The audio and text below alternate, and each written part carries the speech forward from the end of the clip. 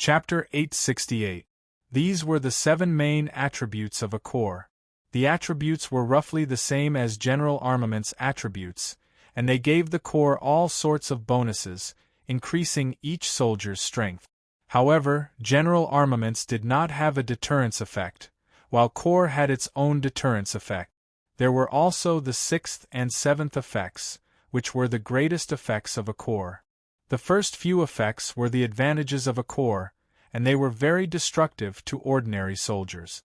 This was because there were simply too many advantages, and the soldiers of a corps were definitely stronger than ordinary soldiers.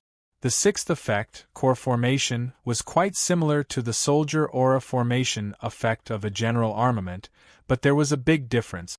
Even though soldiers gave off countless auras and gathered them together to form powerful weapons or terrifying beasts, general armaments had their own condensing effects. However, general armaments had their own condensation effect. When holding a general armament and using soldier aura condensation, countless traces of soldier aura would be controlled by the general armament. The wielder of the general armament would be able to condense the soldier aura into any shape, and this had nothing to do with soldiers. However, corps was different. It required all soldiers to work together, which meant that all soldiers had to focus and control the soldier aura formation. This required a lot of time and coordination. General armaments relied on the individual commander, while corps relied on the collective. Comparing the two, general armaments were naturally more convenient. However, general armaments were not so easy to obtain, and even now, the Qin Empire only had 10 general armament. Any kingdom could have a corps. In actuality, even though corps was quite troublesome, it was still better than soldier aura formation. The purpose of a corps was to gather all of the soldiers' thoughts together. If their willpower was strong and they were united, the things that they condensed would naturally be stronger than general armament. Of course, if their willpower was weak and they could not work together, it would be normal for them to not be able to condense anything. Before, when comparing a city lord to 100,000 stage 1 soldiers, the answer would be the city lord. After all, the city lord had a city lord seal, and if 100,000 soldiers could not gather their attacks together, they would not be able to threaten the city lord. Moreover, if the city lord did not choose to fight the 100,000 soldiers head-on and instead chose to launch sneak attacks, the 100,000 soldiers might be killed by the city lord. They would not be a match for the city lord at all, and they might even be completely destroyed. If the city lord did not choose to face the 100,000 soldiers head-on and instead chose to launch sneak attacks, the 100,000 soldiers might be killed by the city lord. They would not be a match for the city lord at all, and they might even be completely suppressed. This was the advantage of top-tier factions. Before, Qin had used many city lords to launch sneak attacks on some regions, and some regions had been easily destroyed. The soldiers could not do anything to city lord Qin and could only watch. Qin had used this method to conquer many regions, and there were a few times when he had swept through dozens of regions. If it wasn't for the fact that other city lords had hurried over and used their top-tier powers to resist, Qin would have stopped. But if they didn't come, what could the other system soldiers do to Qin? Qin had conquered the cities one by one. The greatest weakness of the system soldiers was that their strength was scattered and could not be concentrated, so they could not resist city lords who had top-tier power. However, now that corps had appeared, things were different.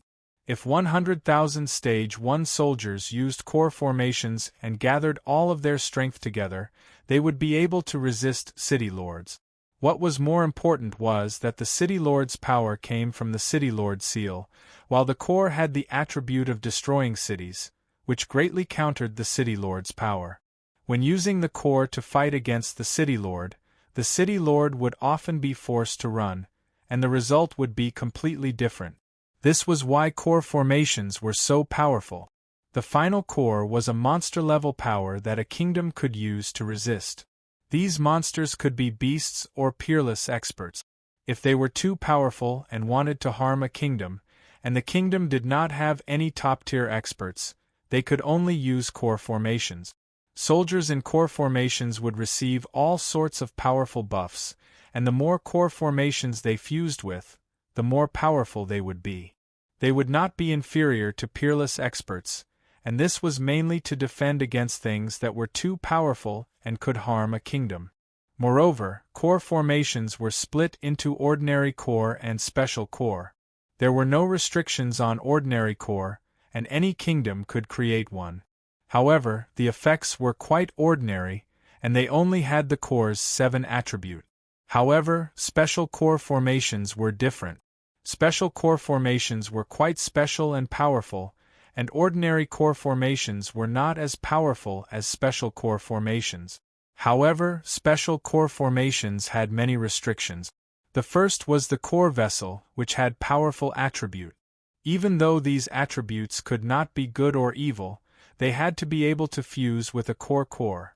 Another issue was compatibility. Some items were incredibly powerful, but they were not suitable for fusing with cores, so they would not be able to create special core formations. A core was an orb of light that was as big as a basketball and gave off a faint white light. It gave off a formless aura and was the most important item for creating a core. It was something that was birthed from a kingdom's fate.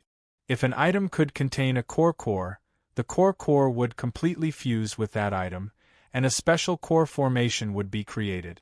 The special core formation's attributes were closely related to this item.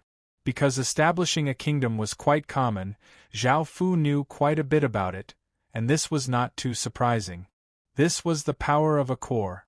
However, there were not many of them, and Qin could create 13 core formations. In total, they only had 26 million soldiers, while Qin now had 200 million soldiers. With 26 million soldiers, 100,000 soldiers could suppress a city lord, and with that many soldiers, they could suppress 260 city lord. These soldiers would not have any problems fighting individually, and they would be more effective at killing city lords in groups. Government positions and core formations were how powerful a kingdom was. Only with these things could a kingdom be truly terrifying. Before, establishing a kingdom and not establishing a kingdom were two completely different things, and this was the difference. There were many system announcements, and a kingdom's boundary was also quite important. However, it had been mentioned before that the Great Wall had a kingdom's power, and not only was it incredibly sturdy, but it also served as a barrier. Even extremely powerful teleportation channels would not be able to cross the Great Wall. Chapter 869. This had been the dream of the Ying family for generations. To bring the state of Qin back to this world. Today, Zhao Fu had accomplished this, fulfilling their dream. After receiving Qin's legacy, Zhao Fu had gradually accepted his identity as Qin's legatee and accepted Qin's bloodline. Even though Zhao Fu only had a collateral bloodline, which was quite different from the Ying family's main bloodline, it was not pure enough. However, after receiving the legacy, Zhao Fu's Qin bloodline became incredibly pure, and Zhao Fu acknowledged his identity as a member of the Ying family. Today, Qin had been reborn in Zhao Fu's hands. Zhao Fu not only wanted to bring it back to its former glory, but he also wanted to create an even more glorious Qin.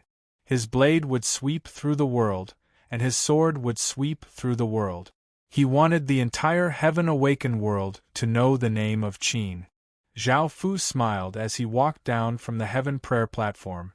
Below, whether it was the ministers or commoners, they all respectfully knelt, looks of excitement and joy on their faces. "You may all rise." Zhao Fu smiled as he looked at everyone.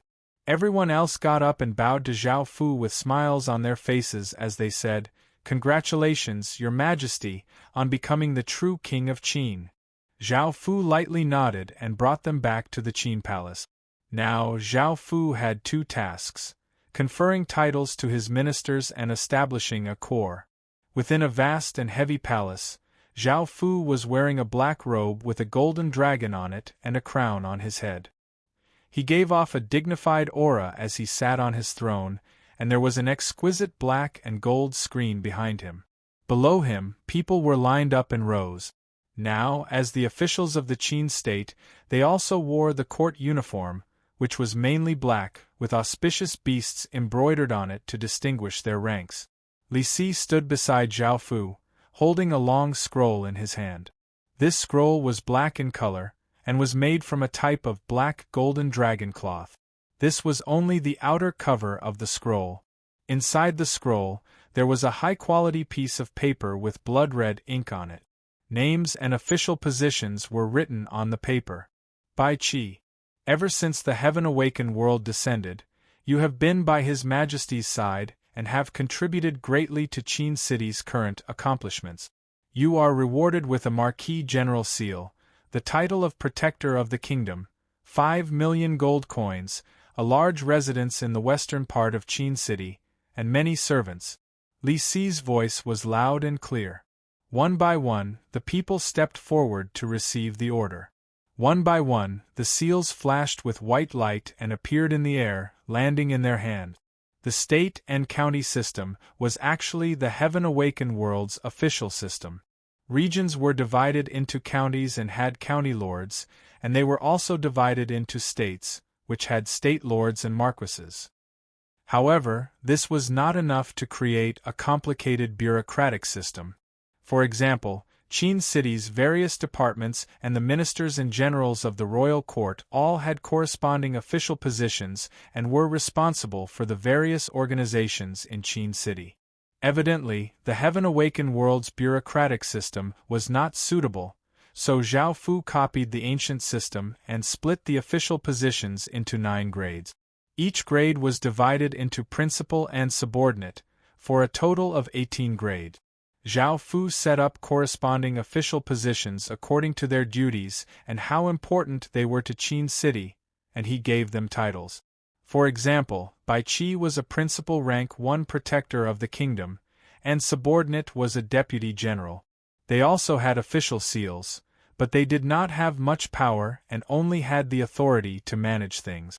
For example, managing a city or a region required a city lord seal, and the authority given to them meant that they could control things without using a city lord seal. In actuality, Zhao Fu wanted to follow the ancient bureaucratic system and not the heaven-awakened world's bureaucratic system. This was something that he could choose to do, and it would allow each official seal to have great power. However, as a level 5 barony, it only had so much power, which was the sum of general seals and official seals. Now that Zhao Fu had adopted a bureaucratic system, there would be more official seals, and the power would be distributed. When that time came, a minor rank 9 official seal might not even have stage 1 power. Now that Qin City had just established a kingdom and was facing all sorts of dangers, Zhao Fu could not completely use the ancient bureaucratic system. Only a large kingdom could have its own independent bureaucratic system, as it already had great power.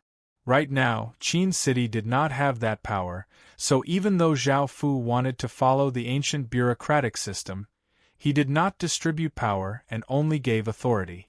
There were still many powerful official seals in Qin City, and there had not been any changes. Right now, Zhao Fu was only conferring rank 3 official seals, and future official seals would be conferred through imperial edicts. Otherwise, with so many official seals, Li Si would not be able to read them all in an entire day. As the official seals were conferred, all of Qin City fell into a celebratory mood. Everyone was brimming with smiles as they held banquets in their homes to receive guests from all over. Zhao Fu also held a banquet in the palace to celebrate the establishment of the Qin Empire and the conferment of the official seals.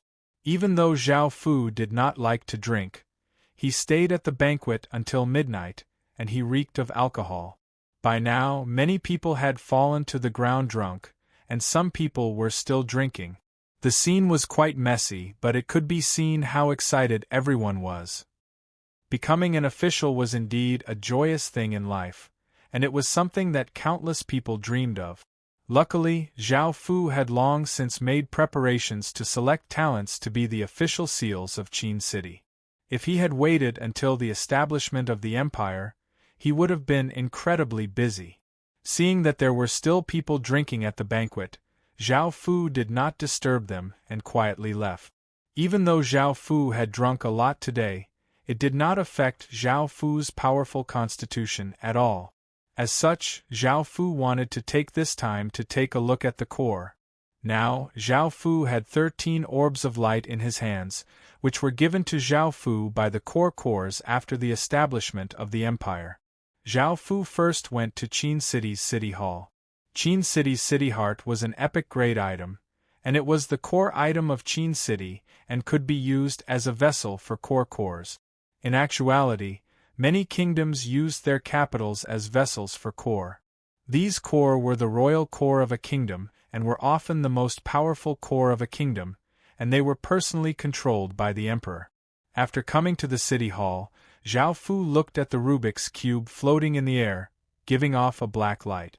There were also 9 savage-looking black dragons around it, and Zhao Fu took out a core and placed it into the city heart. Qin City's city heart and core were extremely compatible, and they instantly fused together, causing a powerful aura to burst forth.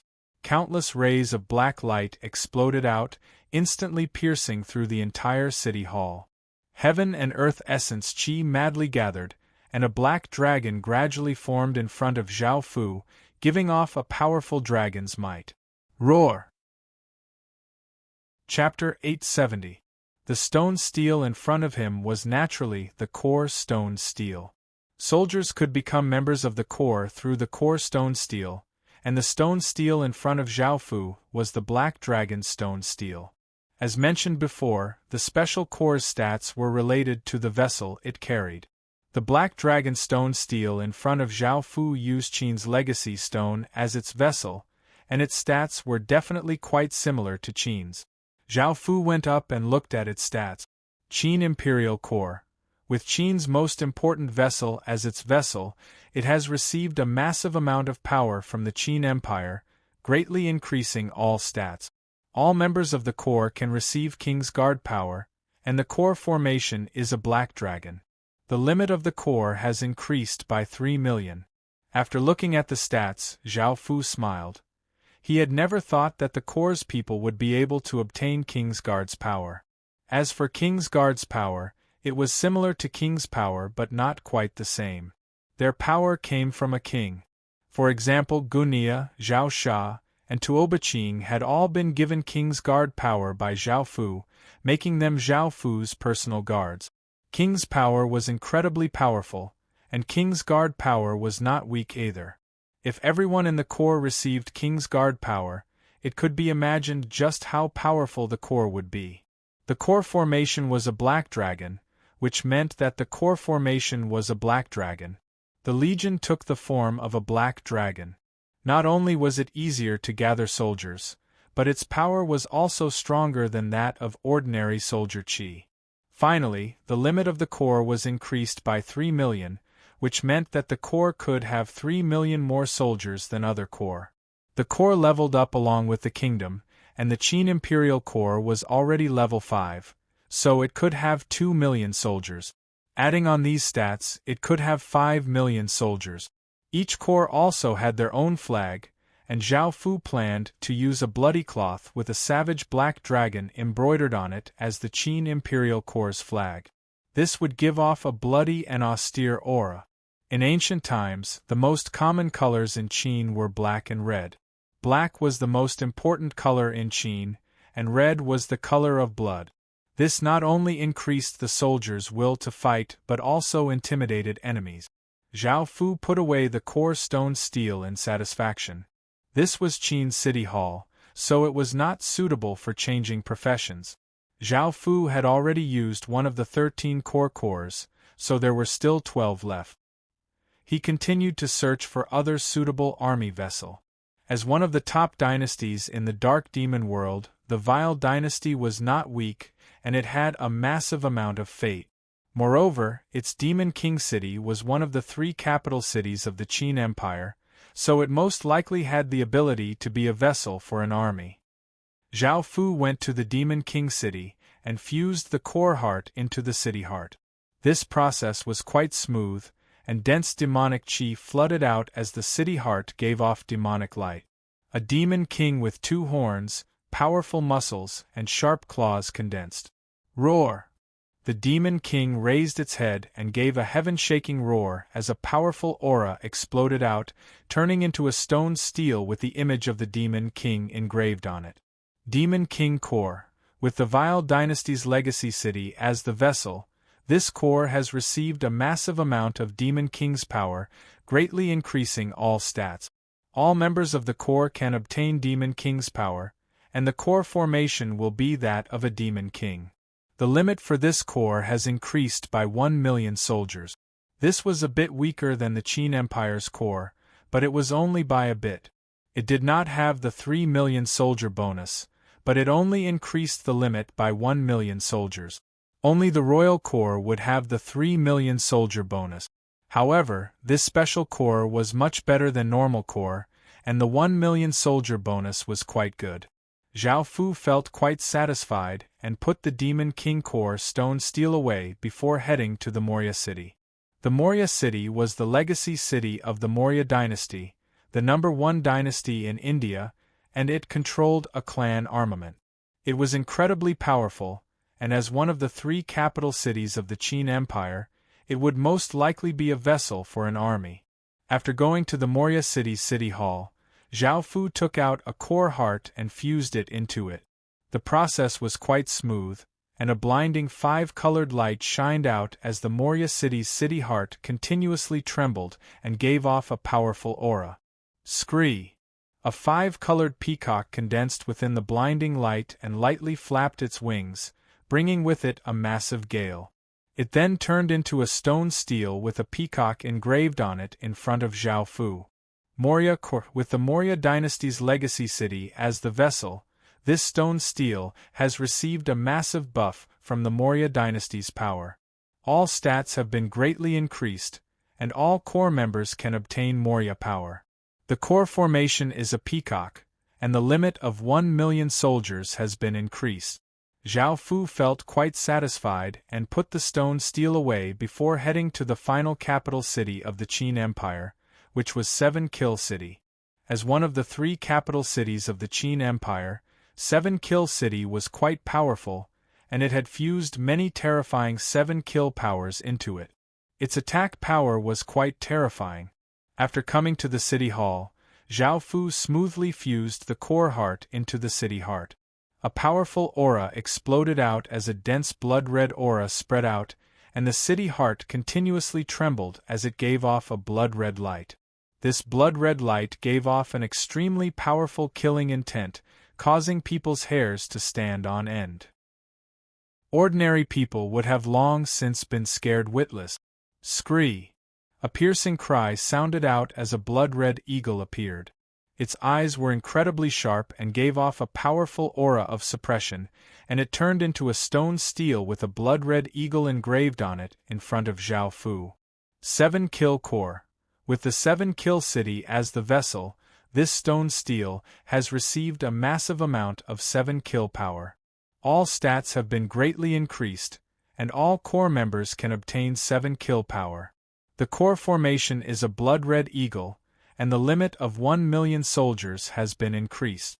This core formation was greatly related to Bai Qi, as 7 Kill City had been condensed by Bai Qi.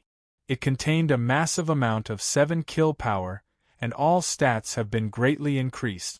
All core members can obtain 7 kill power, and the core formation is a blood-red eagle.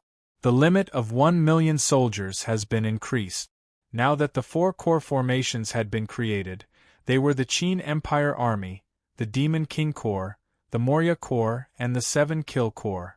However, there were still 9 core hearts that Zhao Fu had not used yet. The most suitable vessels had all been used, and Zhao Fu could not help but think about what other vessels could be used. Special core were definitely much more powerful than normal core, and core hearts could only be used once. In other words, after creating a core, it could not be changed. After creating a normal core, it would be an ordinary core and could not become a special core. As such, Zhao Fu had to be careful and could not casually create a core. He had to find a suitable vessel to create a powerful special core. Chapter 871. At that moment, Zhao Fu thought about the other nation legatees. Qin had taken down many nation legatees, from Great Shun to Vietnam's 5 legatees. In total, he had taken down 10 or so nation legatees. If they could all serve as vessels for core legatees, Zhao Fu wouldn't have to worry about much, and Qin would immediately have 13 special core legatees. Zhao Fu went to Great Shun's legacy city.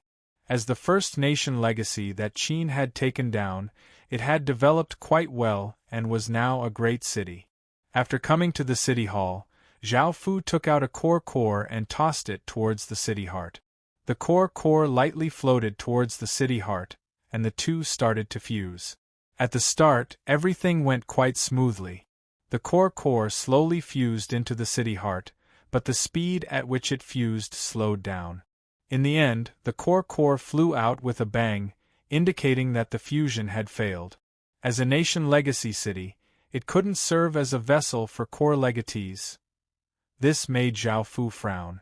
After thinking for a while, Zhao Fu headed to the next nation legacy city, but he found that the result was the same. They couldn't fuse together. In the end, Zhao Fu tried a few more times and found that it still didn't work.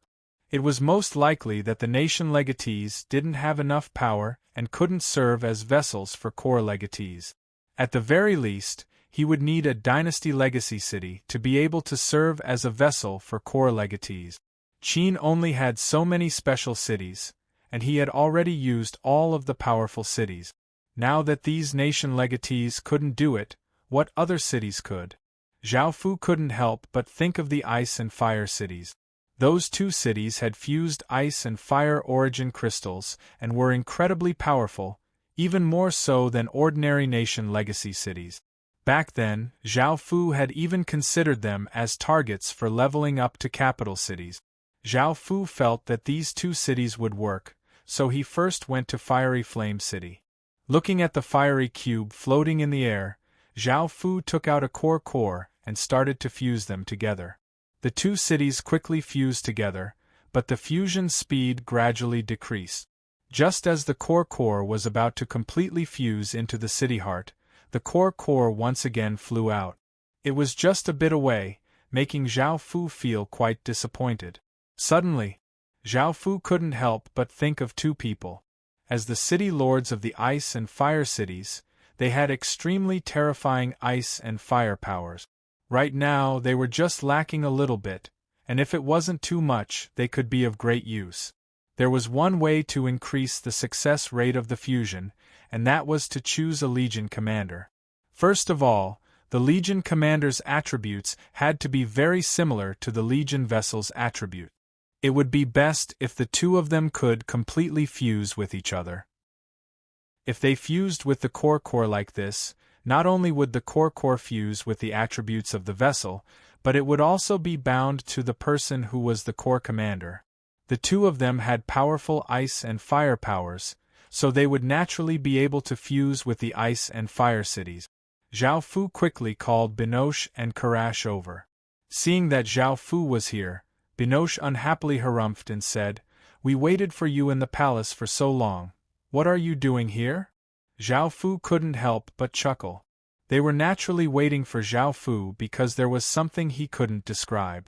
"I still have some matters to attend to, so I won't be going back today. Also, come here and infuse your blood into the city heart." "How are you going to compensate me?" Binoche crossed her arms and raised her head as she looked at Zhao Fu flirtatiously with her fiery eyes, ignoring Zhao Fu's words. Zhao Fu said helplessly, "I'll properly compensate you in the future, all right? Hurry up, I still have other things to do." Binoche smiled and walked over to Zhao Fu's side. She took out a dagger and cut open her pure white wrist, causing fiery blood to flow out. Under Binoche's control, the blood fused into the city heart. At that moment, Zhao Fu took out the core. The three of them perfectly fused together incredibly quickly, and a wave of heat exploded out. The city heart gave off an intense fiery light, and the surroundings started to burn as flames appeared. The flames quickly fused together, forming the appearance of a woman condensed from fire. Even though her appearance could not be seen clearly, she looked a bit like Binoche. Moreover, she gave off a massive amount of fire attribute energy, and the fiery person turned into a stone steel with a fiery person carved on it. Fire core. With a powerful fire attribute city as the vessel, this stone steel has received a massive amount of fire attribute energy, greatly raising all stats. All members of the core can obtain fire attribute energy, and the core formation is a fire woman.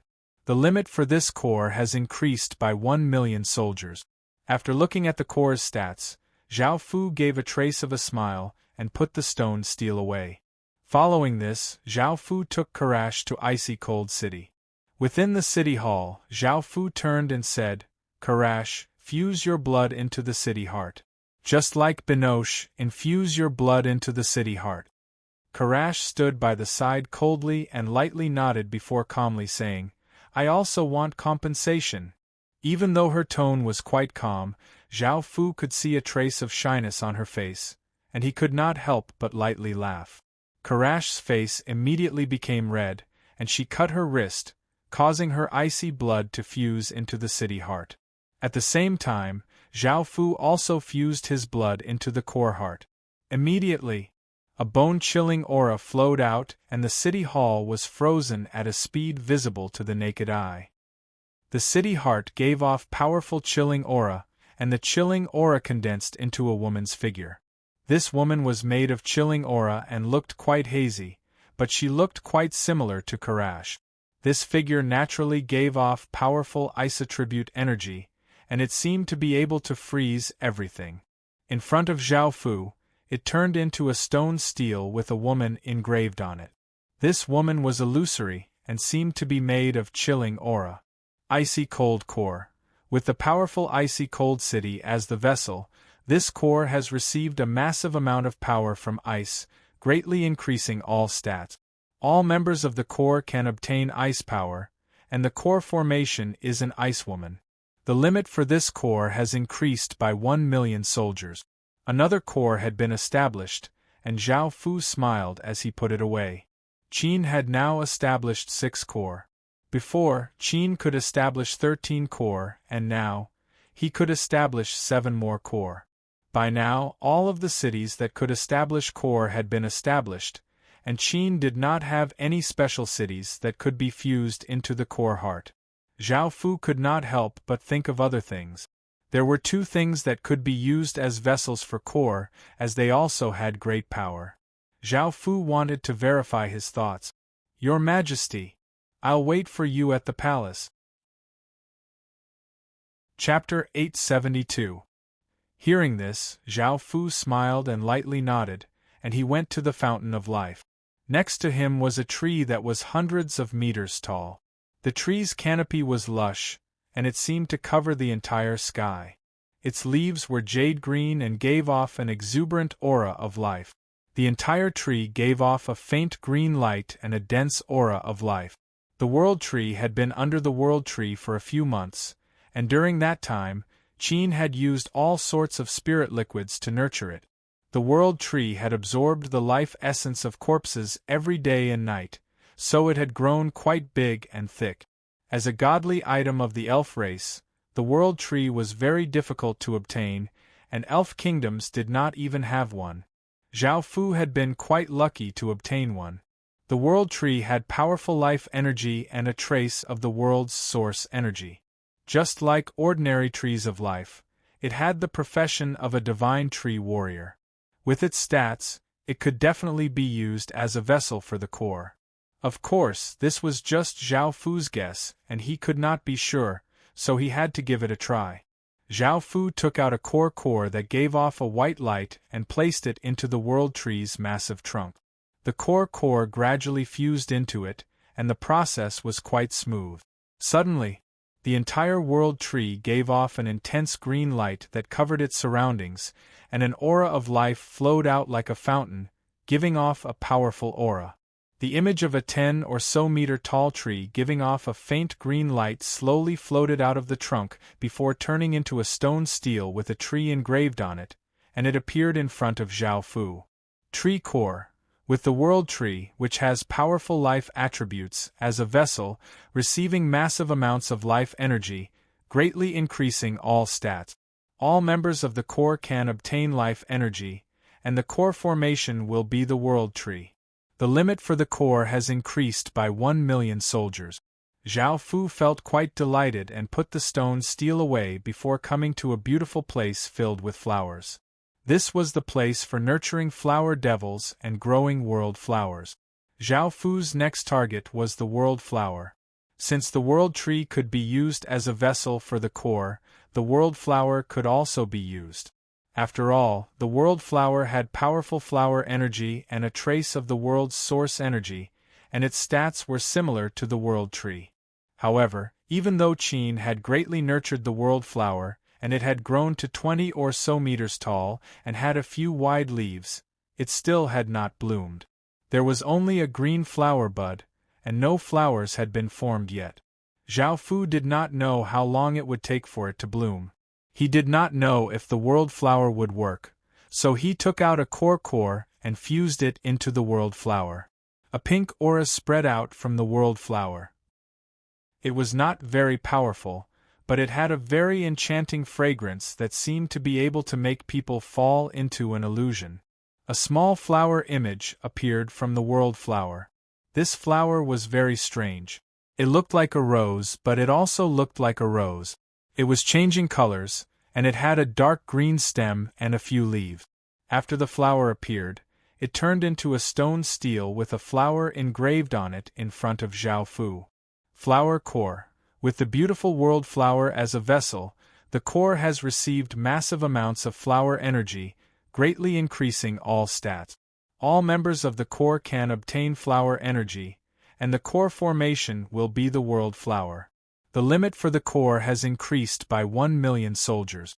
Now Qin had 8 core, which were the Imperial core, the Demon King core, the Peacock core, the 7 Murders core, the Fire core, the Ice core, the Tree core, and the Flower core. After these 8 core were developed, they would become incredibly powerful existences. They would be able to conquer anyone who did not submit to Qin, and they would have the massive advantage of slaughtering ordinary armies. Their names would be deeply remembered by everyone, and everyone would fear them, fearing their arrival. After successfully creating these 8 core, Zhao Fu now had half of his 13 core cores. Now Zhao Fu still had 5 core cores. Zhao Fu once again sank into his thoughts, trying to see if there were anything else that could be used as a vessel for the core. Apart from powerful cities and powerful items, Qin also had 2 powerful weapons, which were the Corpse Soul Blood Lake and the Wyvern Denver. The Corpse Soul Blood Lake had been strengthened by the 10,000 Blood God Stone, and it had also been strengthened by some items from the Ghost Festival.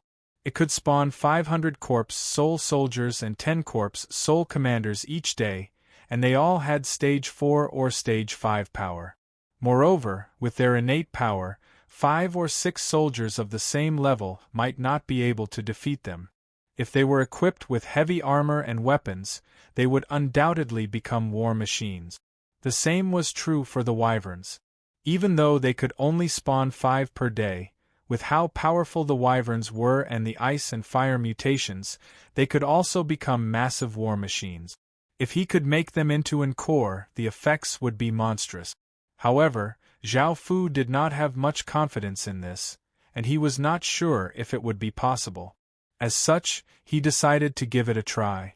Zhao Fu first went to the Wyvern Denver. This den was originally a universal den, and it had only been silver grade. Zhao Fu had discovered it by chance, and it had now been raised to legendary grade. It could spawn 5 wyverns per day. Logically speaking, the universal den could spawn anything, and Qin had used it to spawn void beasts. However, there were limitations to it. Some things that were too powerful could not spawn, such as world beasts and powerful god beasts.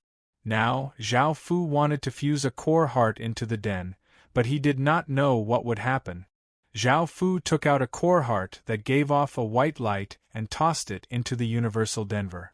The core heart lightly floated towards the universal den and fused into it. The process was quite smooth, and it was as if the universal den was absorbing the core heart. The process was even faster than fusing it into Qin City. Boom! An explosion sounded out as the universal den gave off a 5-colored light, and a powerful aura spread out like a wild gale. This power was incredibly powerful, and even Zhao Fu was forced back a few steps. Seeing this, Zhao Fu felt quite shocked. Because of his previous experience, Zhao Fu had been prepared, but he was still forced back a few steps by this power.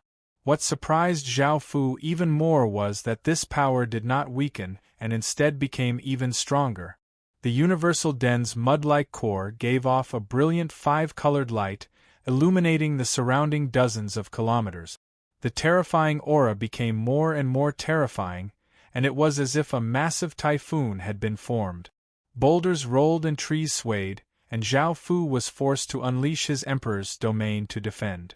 Crack! A massive sound rang out, as if something had shattered. A crack appeared in the sky, and countless rainbow-colored lights seeped out, bringing with them an illusory and profound aura of the heavenly Tao.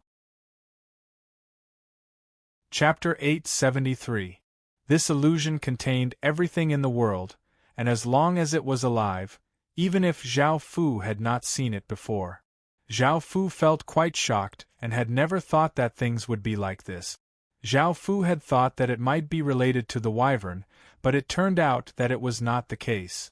The rainbow-colored orb of light brought with it countless illusions as it slowly descended from the sky and turned into a stone stele in front of Zhao Fu. All of the illusions fused into the stone stele, and Zhao Fu felt quite curious about this. After all, just these abnormal signs were definitely more powerful than an ordinary army, and Zhao Fu did not know what it was, so he immediately went up to take a look. Universal Core. With the Universal Den as the vessel, this core has received massive amounts of universal power, greatly raising all stats. All members of the core can obtain living life power, and the core formation is a crystal orb. The limit for this core has increased by 1 million soldiers. That was what the universal core meant, but what Zhao Fu cared about was the living life power, as well as the more detailed description of the core. The so-called living life power was a power gathered by countless races. This power was naturally quite powerful, and it was not any weaker than the source energy of a world. The universal core's effects were about the same as an ordinary core, but it had a unique ability that no core could compare to. With this ability, the universal core could definitely become one of the top core in the world. This core's power was simply too powerful and could suppress all other core. This was because the universal core's power could suppress all other core.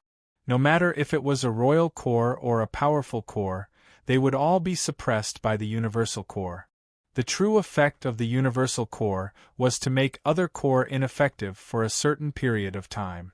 In other words, the universal core had the power to dissolve and assimilate other core. For example, if a core gave off a powerful aura and charged over, or if that core condensed a terrifying ferocious tiger, the universal core's power would render that core's power ineffective. If the core's power was ineffective, its stats would disappear, and the ferocious tiger condensed from soldier aura would automatically collapse. This was because the power of all beings could evolve into all kinds of power, and it had its own domain.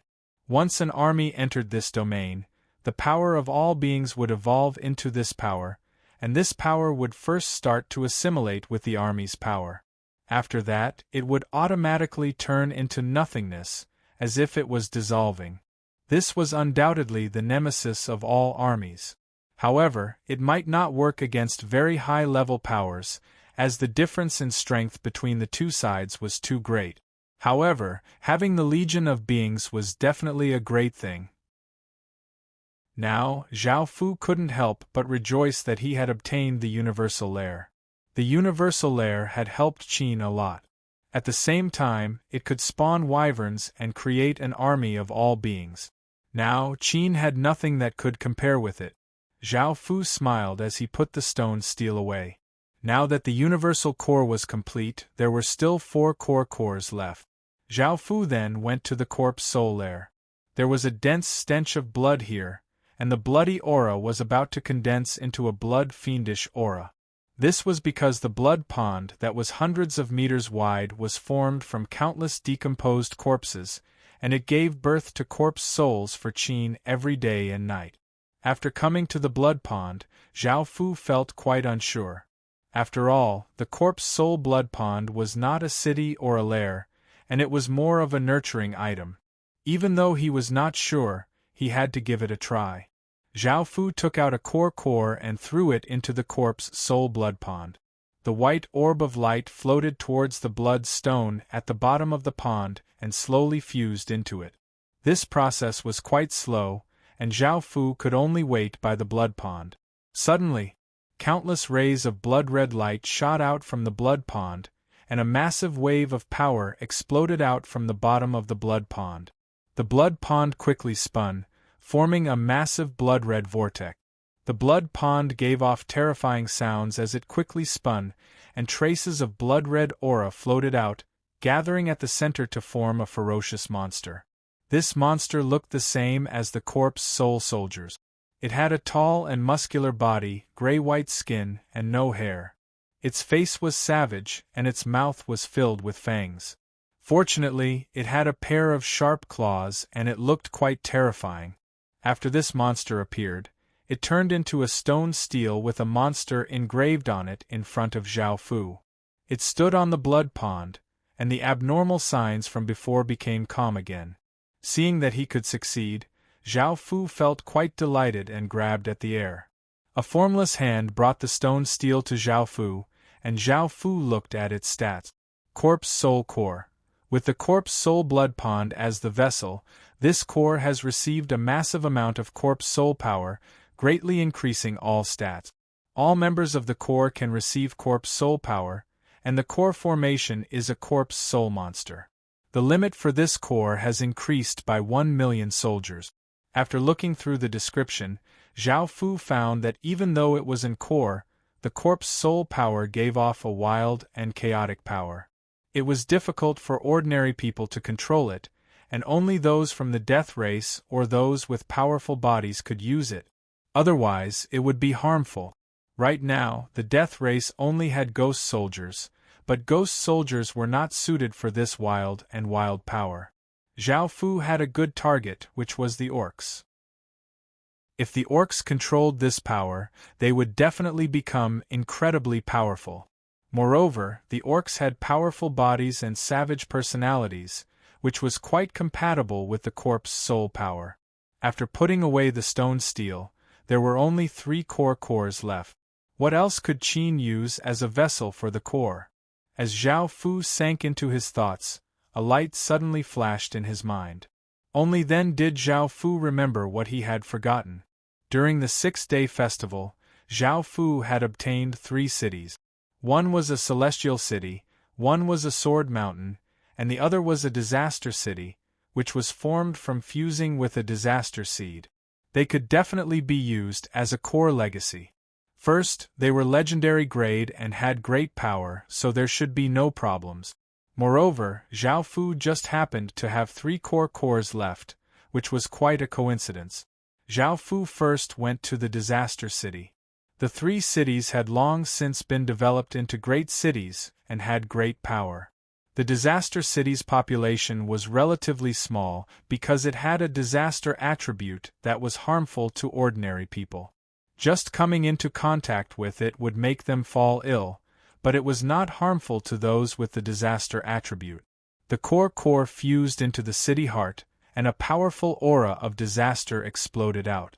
Above the city heart, all sorts of lights flashed, and a wild gale suddenly started to blow.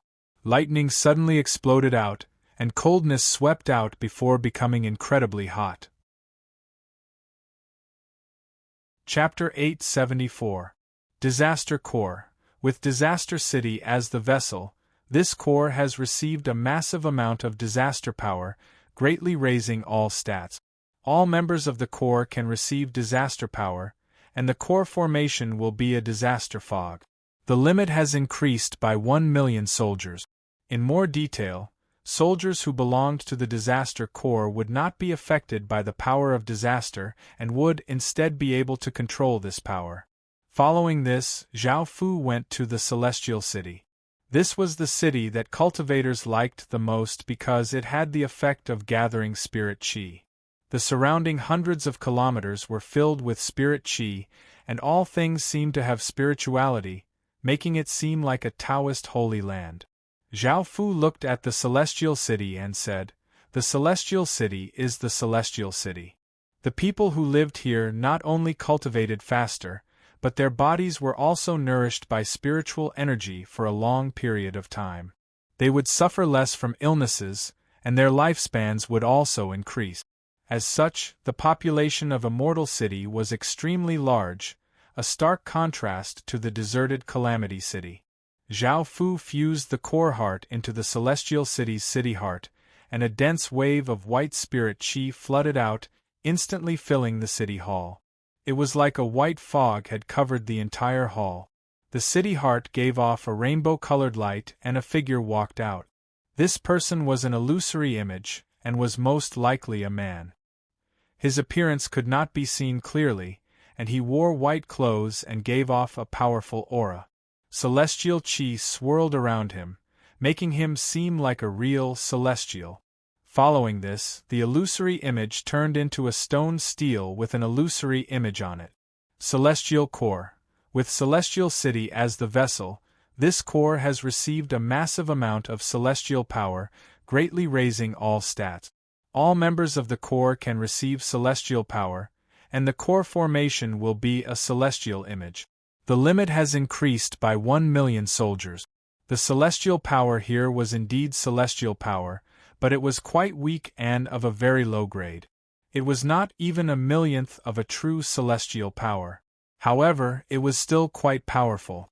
After all, the Heaven Awakened World Celestials were peerless experts in the Heaven Awakened World. Finally, Zhao Fu went to Sword Mountain City. Gunia was the city lord here, and almost everyone practiced the sword. Zhao Fu went to the city hall and once again fused the core heart into it. Shing! A clear sword hum sounded out as the city heart exploded out with a sharp sword qi. This sword qi was incredibly sharp and could cut people's skin, and Zhao Fu unleashed his emperor's domain to defend against this sword qi. At that moment, the city heart gave off countless rays of sword light, which gradually turned into a white sword of light that appeared in front of Zhao Fu. This sword of light was 3 meters long and 15 centimeters wide, and it gave off a massive sword aura that seemed to be able to slash through anything. Then, the light sword turned into countless white lights and formed a stone tablet with a sword carved on it. Sword Mountain Core. With Sword Mountain City as the vessel, this core has received a massive amount of power from Sword Mountain, greatly increasing all stats. All members of the core can receive Sword Mountain power, and the core formation is a sword. The limit for this core has increased by 1 million soldiers. The Sword Mountain Core's power leaned towards power and destruction, and it was one of the most powerful offensive core. It was one of the most powerful core in the Qin core. Now that the 13 core had been established and the matter of the core had been resolved, Zhao Fu felt at ease and smiled. Great Qin had a great advantage right from the start. It was a level 5 barony from the start and had 13 core. Whether it was now or in the future, these 13 core would be one of Great Qin's most powerful forces. It was now early in the morning, and it was almost dawn. Zhao Fu finished his work and returned to the imperial palace. He opened the doors to his chambers and found that the women were all asleep, so Zhao Fu did not disturb them. Seeing that it was almost time for morning court sessions, Zhao Fu had important things to discuss with his subordinate. Now that the core and official positions had been resolved, it was time to make some moves to elevate Qin to a higher level kingdom. The real world had not been destroyed yet, the heaven domain boundary had not disappeared, and Qin had already established a kingdom. This was a massive advantage. In the future, if the heaven domain boundary disappeared and the grassy people invaded, they would be dumbfounded when facing Qin, which had been a kingdom for many years. The sun rose in the east, and sunlight shined down on the land. The morning sky was quite blue, and even though everyone had a hangover last night, with their powerful cultivations, it was not a problem. During the morning session, Zhao Fu asked, what should Qin do next? He had never thought that everyone would have the same idea, which was to completely destroy the Kingdom of Vietnam. The Kingdom of Vietnam was to the north of Qin, and Qin had conquered 120 of its 350 regions, leaving 230 regions. After conquering these 230 regions, the north would be the ocean. If they wanted to attack the north of Qin, they would have to cross the ocean. Qin only needed to set up a defensive line here, and they would not have to worry about anyone attacking from the north. That way, the north of Qin would be peaceful. Now they only needed to defend the east, south, and west of Qin, and it would greatly reduce the pressure on Qin. As such, all of the subordinates agreed to conquer the Kingdom of Vietnam. What should they do after conquering the Kingdom of Vietnam? The Kingdom of Vietnam was already in Qin's hands, and they could conquer it at any time. However, what they should do after conquering the Kingdom of Vietnam was the most important thing. After conquering the Kingdom of Vietnam, Qin would first have to face a large number of system factions in the east, south, and west. Now they would also have to deal with the two countries next to the Kingdom of Vietnam, Myanmar, and Laos. This was quite a bit of pressure, as there were simply too many enemies. Right now they had two choices. They could continue to attack the two countries next to the Kingdom of Vietnam, or they could attack the system factions in the three directions. Your Majesty, this minister has a plan, Wei Liao said as he stepped out and bowed. Zhao Fu nodded, indicating for him to continue, and Wei Liao said, this minister believes that after conquering the Kingdom of Vietnam, we should attack the system factions in the three directions of Qin. Right now, the most powerful faction in the west of Qin only has 900 or so city lords, the eastern faction has 700 or so city lords, and the southern faction has 600 or so city lords. In total, there were only 2,200 cities in the three directions, so it would be quite easy for Qin to take them down. Before, they had 300 regions in the west, 230 regions in the east, and 190 regions in the south. Even though they had gathered all of their cities together, these regions had become uninhabited. Even though there were still a large number of player factions, with Qin's strength, it would not be a problem for them to deal with them. Chapter 875. There was also the issue of Myanmar and Laos. After His Majesty conquered Vietnam, how would he deal with the 80 million players? If he killed all of them, it would cause great losses to Qin and cause a lot of anger among the people. If Qin massacred Vietnam, it would cause the entire world to panic, and they would unite to attack Qin. Right now, Qin did not have the ability to defend against an entire world. As such, we absolutely cannot massacre Vietnam. This minister believes that we should use threats to scare them away. This will not only reduce Qin's losses, but it will also prevent massacring Vietnam from happening again. This minister has a plan. After conquering all of Vietnam, we can occupy some regions at the center of Myanmar and Laos. Those regions will naturally belong to Vietnam, and after Vietnamese players die, they will respawn there. However, those regions will be at the center of the two countries. However, will those two countries accept Vietnamese players? In the end, they definitely won't.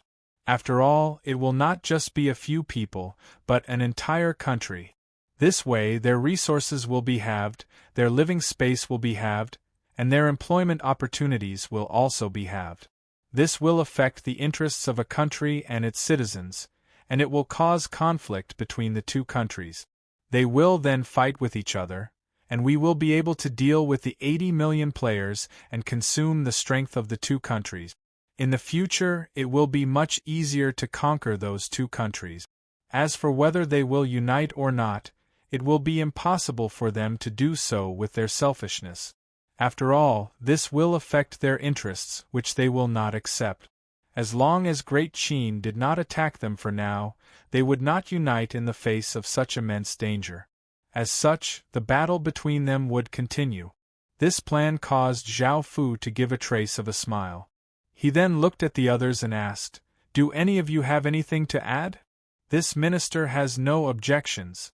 The ministers respectfully bowed and replied in unison. Zhao Fu was quite satisfied and planned to use this plan. However, Qin had just established a kingdom, so everyone was quite wary. As such, it was not a good time to launch an attack. He would wait for a few days until they let down their guard before dealing a fatal blow. Half a month later, they had been very wary of Qin, who had founded the country, because they were afraid that Qin would attack them. However, after waiting for half a month, they still didn't see any reaction from Qin. They couldn't be so tense all the time. Now, Qin had 2,628 great cities and 521 cities, which was roughly 3,000 or so city lords. They also had 1,800 minor general seals and 180 general seals, which added up to 2,000 general seals.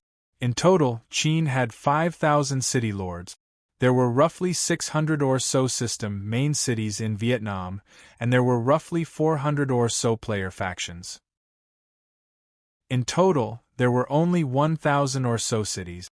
Moreover, these more than 1,000 cities belonged to different forces and were not completely concentrated together. They were like a plate of loose sand, which was naturally much easier for Qin. The only thing they had to pay attention to was the dynasty that controlled Yu's nation armament, the Hongbang dynasty. This dynasty was originally called the Hongbang dynasty, and it was the most ancient dynasty in Yu's legends. It was the beginning of Yu. Legends said that the Hongbang dynasty existed from 2879 BC to 258 BC, and its ruler was called King Xiong, King Luo or King Tu, and it had used titles such as Crimson Ghost Kingdom and One Lang Kingdom. The Luo Yu mentioned in ancient Chinese texts was related to the Hongbang dynasty's legends. This dynasty had 2,000 years of history and had great fate, which was why it was able to give birth to a nation armament, which was Vietnam's only nation armament. In the end, the Hongbang dynasty was destroyed by Shu Pan, who was a prince of ancient Shu and a descendant of Turtle Ling. After Qin destroyed ancient Shu in 316 BC, he moved to the northern part of Vietnam and established the Oloa kingdom. He called himself the Prince of Anyang and established his capital at Goryeo. Zhao Fu was completely confident that he would be able to take down this dynasty. After all, a dynasty's legatee was not much to Zhao Fu.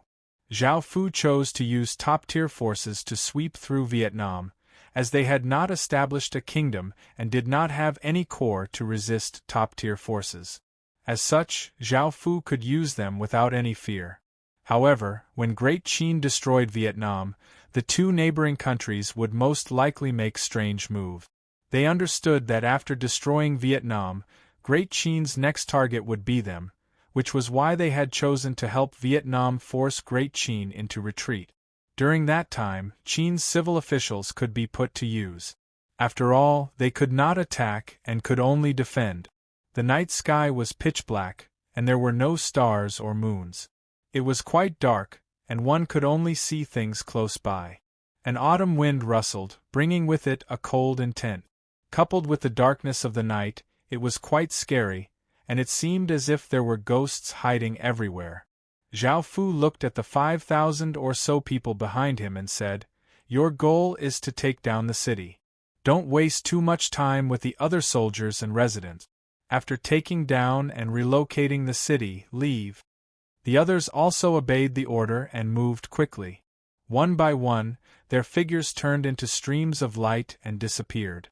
At the base of one of Vietnam's two largest factions, there were 300 or so cities gathered here, and there were 10 or so regions here. These regions were already controlled by the system main cities, and there were no players here at all. Suddenly, powerful auras rushed towards the city halls from the outermost cities. The city lords were greatly shocked and pulled out their weapons to defend while ordering people to notify the other city lords to hurry over. However, what surprised them was that not a single city lord came. This caused their expressions to pale, and they thought of a terrifying outcome. A chubby middle-aged man looked at the 5 city lords in front of him with an unsightly expression.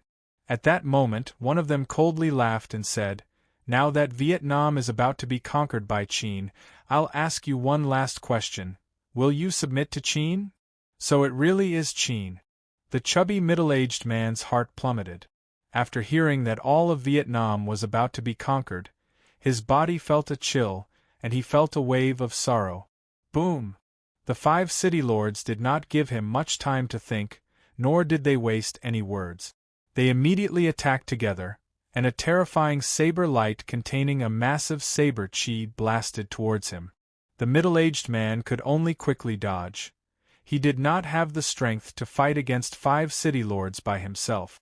The 5 city lords' terrifying saber lights reduced everything within thousands of meters to rubble, and there was a massive gash in the ground.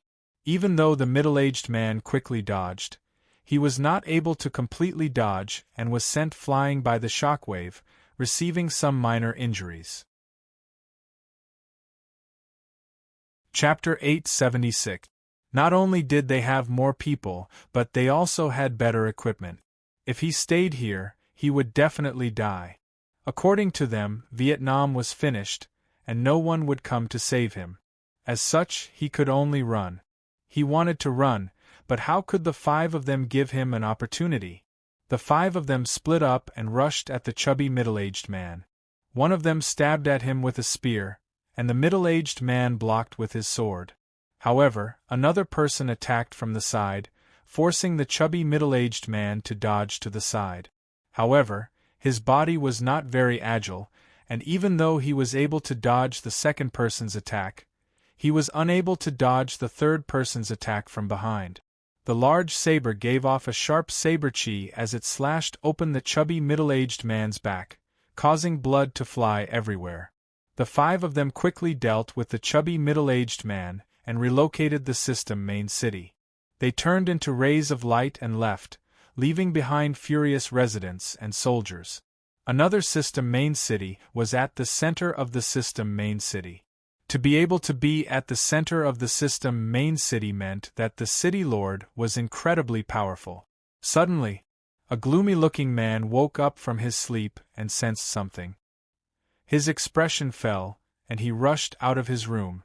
Within the darkness, he saw a young man wearing white robes and holding an iron sword slowly walking towards him. This young man gave off a sword intent that was incredibly sharp and seemed to be able to take lives. He was definitely an extremely dangerous person, and he was Gunia. "I don't want to kill too much. Submit to Qin," Gunia said calmly as he looked at the gloomy-looking man. The gloomy-looking man was infuriated that he was being looked down on. He took out a bone halberd and exploded out with an eerie aura. He stepped out, causing the ground to crack as his body shot out like a sharp sword, arriving in front of Gunia in an instant. The gloomy-looking man gripped the bone halberd with both hands and stabbed forwards. The tip of the halberd gave off yin chi, and there seemed to be ghosts coming out of it. The halberd gave off a terrifying destructive power as it stabbed towards Gunia's chest. If Gunia was hit, his entire body would be pierced through and he would die. Shing. Facing this terrifying attack, a clear sword hum sounded out as a silver sword arc flashed out. Gunia continued to hold his sword, and a few drops of blood dripped down from the sword. The gloomy-looking man looked quite shocked, and he clutched his throat as he stared at Gunia before falling to the ground, dead. A gray city lord's seal floated out, and Gunia's expression did not change. He waved his hand and put the city lord's seal away before heading to the city hall. Gunia was incredibly powerful, and he was one of the top few in Qin. Because most system main cities were great cities, Qin mostly used the city lords of great cities to deal with them, while the city's city lords were used to deal with player factions. City lords suddenly descended at player bases and started to kill them. Great Qin did not have any intentions of subduing player factions, so it directly killed them. As player bases were destroyed one after another, all of Vietnam fell into chaos, and a sense of terror filled the air. News of Great Qin attacking Vietnam not only spread throughout Vietnam, but it also spread to all of the factions that were paying close attention to Great Qin. Everyone only had one thought, which was that Vietnam was doomed and that there would no longer be a Vietnam in this world. Great Qin was quite terrifying. The first thing it did after establishing a kingdom was destroy a kingdom. This made everyone feel quite shocked. Zhao Fu led 500 or so city lords to attack the Hong Bang dynasty. Zhao Fu was quite clear about the Hong Bang dynasty's strength. It had 8 million or so people, 1 million players, and 50 or so city lords. By now, the news of Qin attacking Vietnam had not yet spread, and Zhao Fu's target was the Hong Bang dynasty. As such, he directly led his people here. Even though no one had discovered that Great Qin was attacking Vietnam, the security here was incredibly tight. There were soldiers standing guard everywhere, on guard against anything that might happen. Qin and the 500 city lords went near the Hong Bang dynasty. They had never thought that the Hong Bang dynasty's legacy city, which was Hong Bang City, would have a powerful spatial ceiling magic formation, making it impossible to fly in the surrounding areas. However, the spatial ceiling magic formation could only defend against 100 city lords at most. As such, the city lords that Zhao Fu had brought exploded out with their power and attacked the spatial ceiling magic formation together, causing it to shatter, and the city lords charged into the city.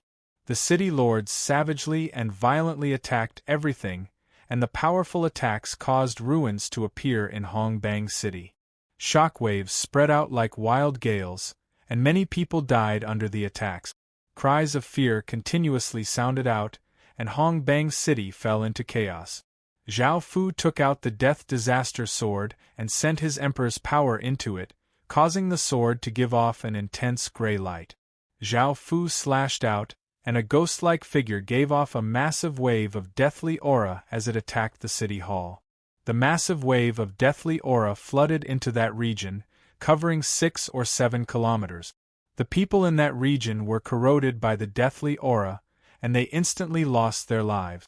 The region became deathly silent, and at least 40,000 to 50,000 people died, most of whom were ordinary residents. A crimson-red protective barrier appeared, and the city hall went into self-defense mode. Suddenly, Zhao Fu also felt a stabbing pain in his heart, and he frowned as he found that the heart's eye, the black eye on the clear sable sword, was stabbing into Zhao Fu's heart. This was not a physical pain but a mental pain. At that moment Zhao Fu inwardly cursed, "That clear sable sword isn't a good thing, I've fallen for its trap."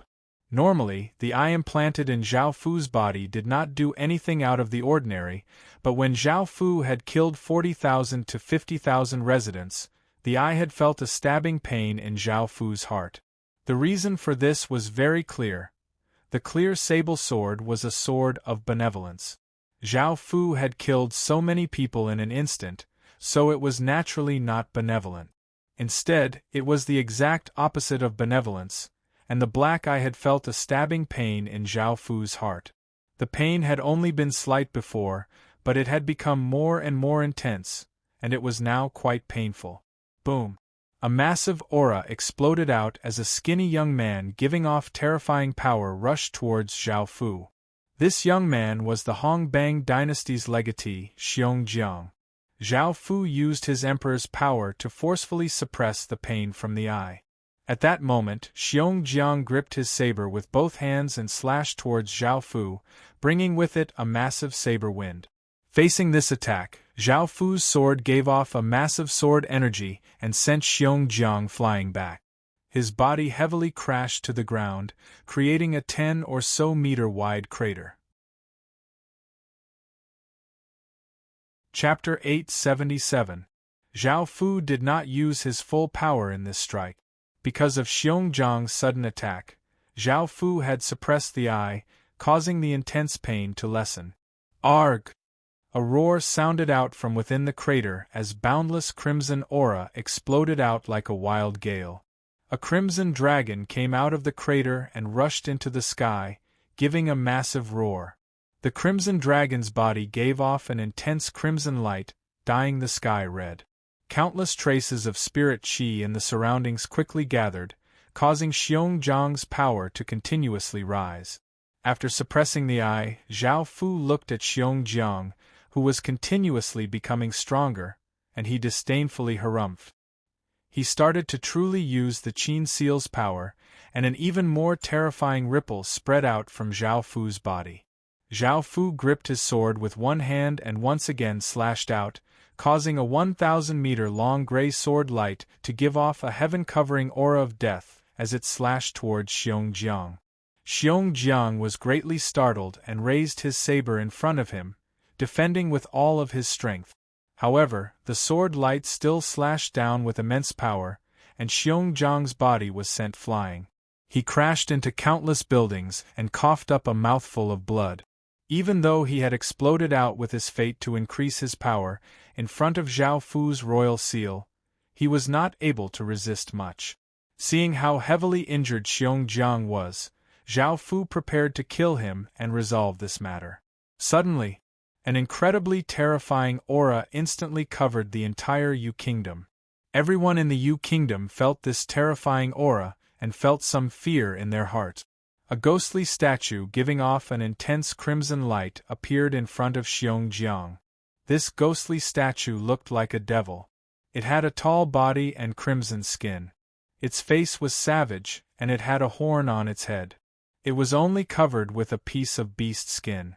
This power was the Hong Bang family's nation armament, the Crimson Ghost statue. As a nation armament, its power was incredibly shocking and could not be resisted by ordinary people. Facing this power, Zhao Fu did not plan to use Qin's nation armament. After all, the Hong Bang Kingdom's nation armament was at most a level 5 nation armament. Nation armaments were divided into different grades, and the higher the grade, the more powerful the nation armament. What determined a nation armament's power was naturally fate and the size of the faction. The greater the faction, the more fate the nation armament's grade would be, and the more powerful it would be. Zhao Fu felt that Qin's seal would be able to deal with it, so he did not need his nation armament and Qin's fate. Fate was incredibly important. Boom! An explosion sounded out in all directions as the Qin seal within Zhao Fu's body exploded out with a black aura flame. Countless traces of black aura flowed out of Zhao Fu's body, and Zhao Fu's aura continuously became stronger. Clouds started to swirl as 9 black dragons that were 2 meters long appeared around Zhao Fu. Zhao Fu slowly raised the Death Disaster sword and Qin's seal's power flowed into it.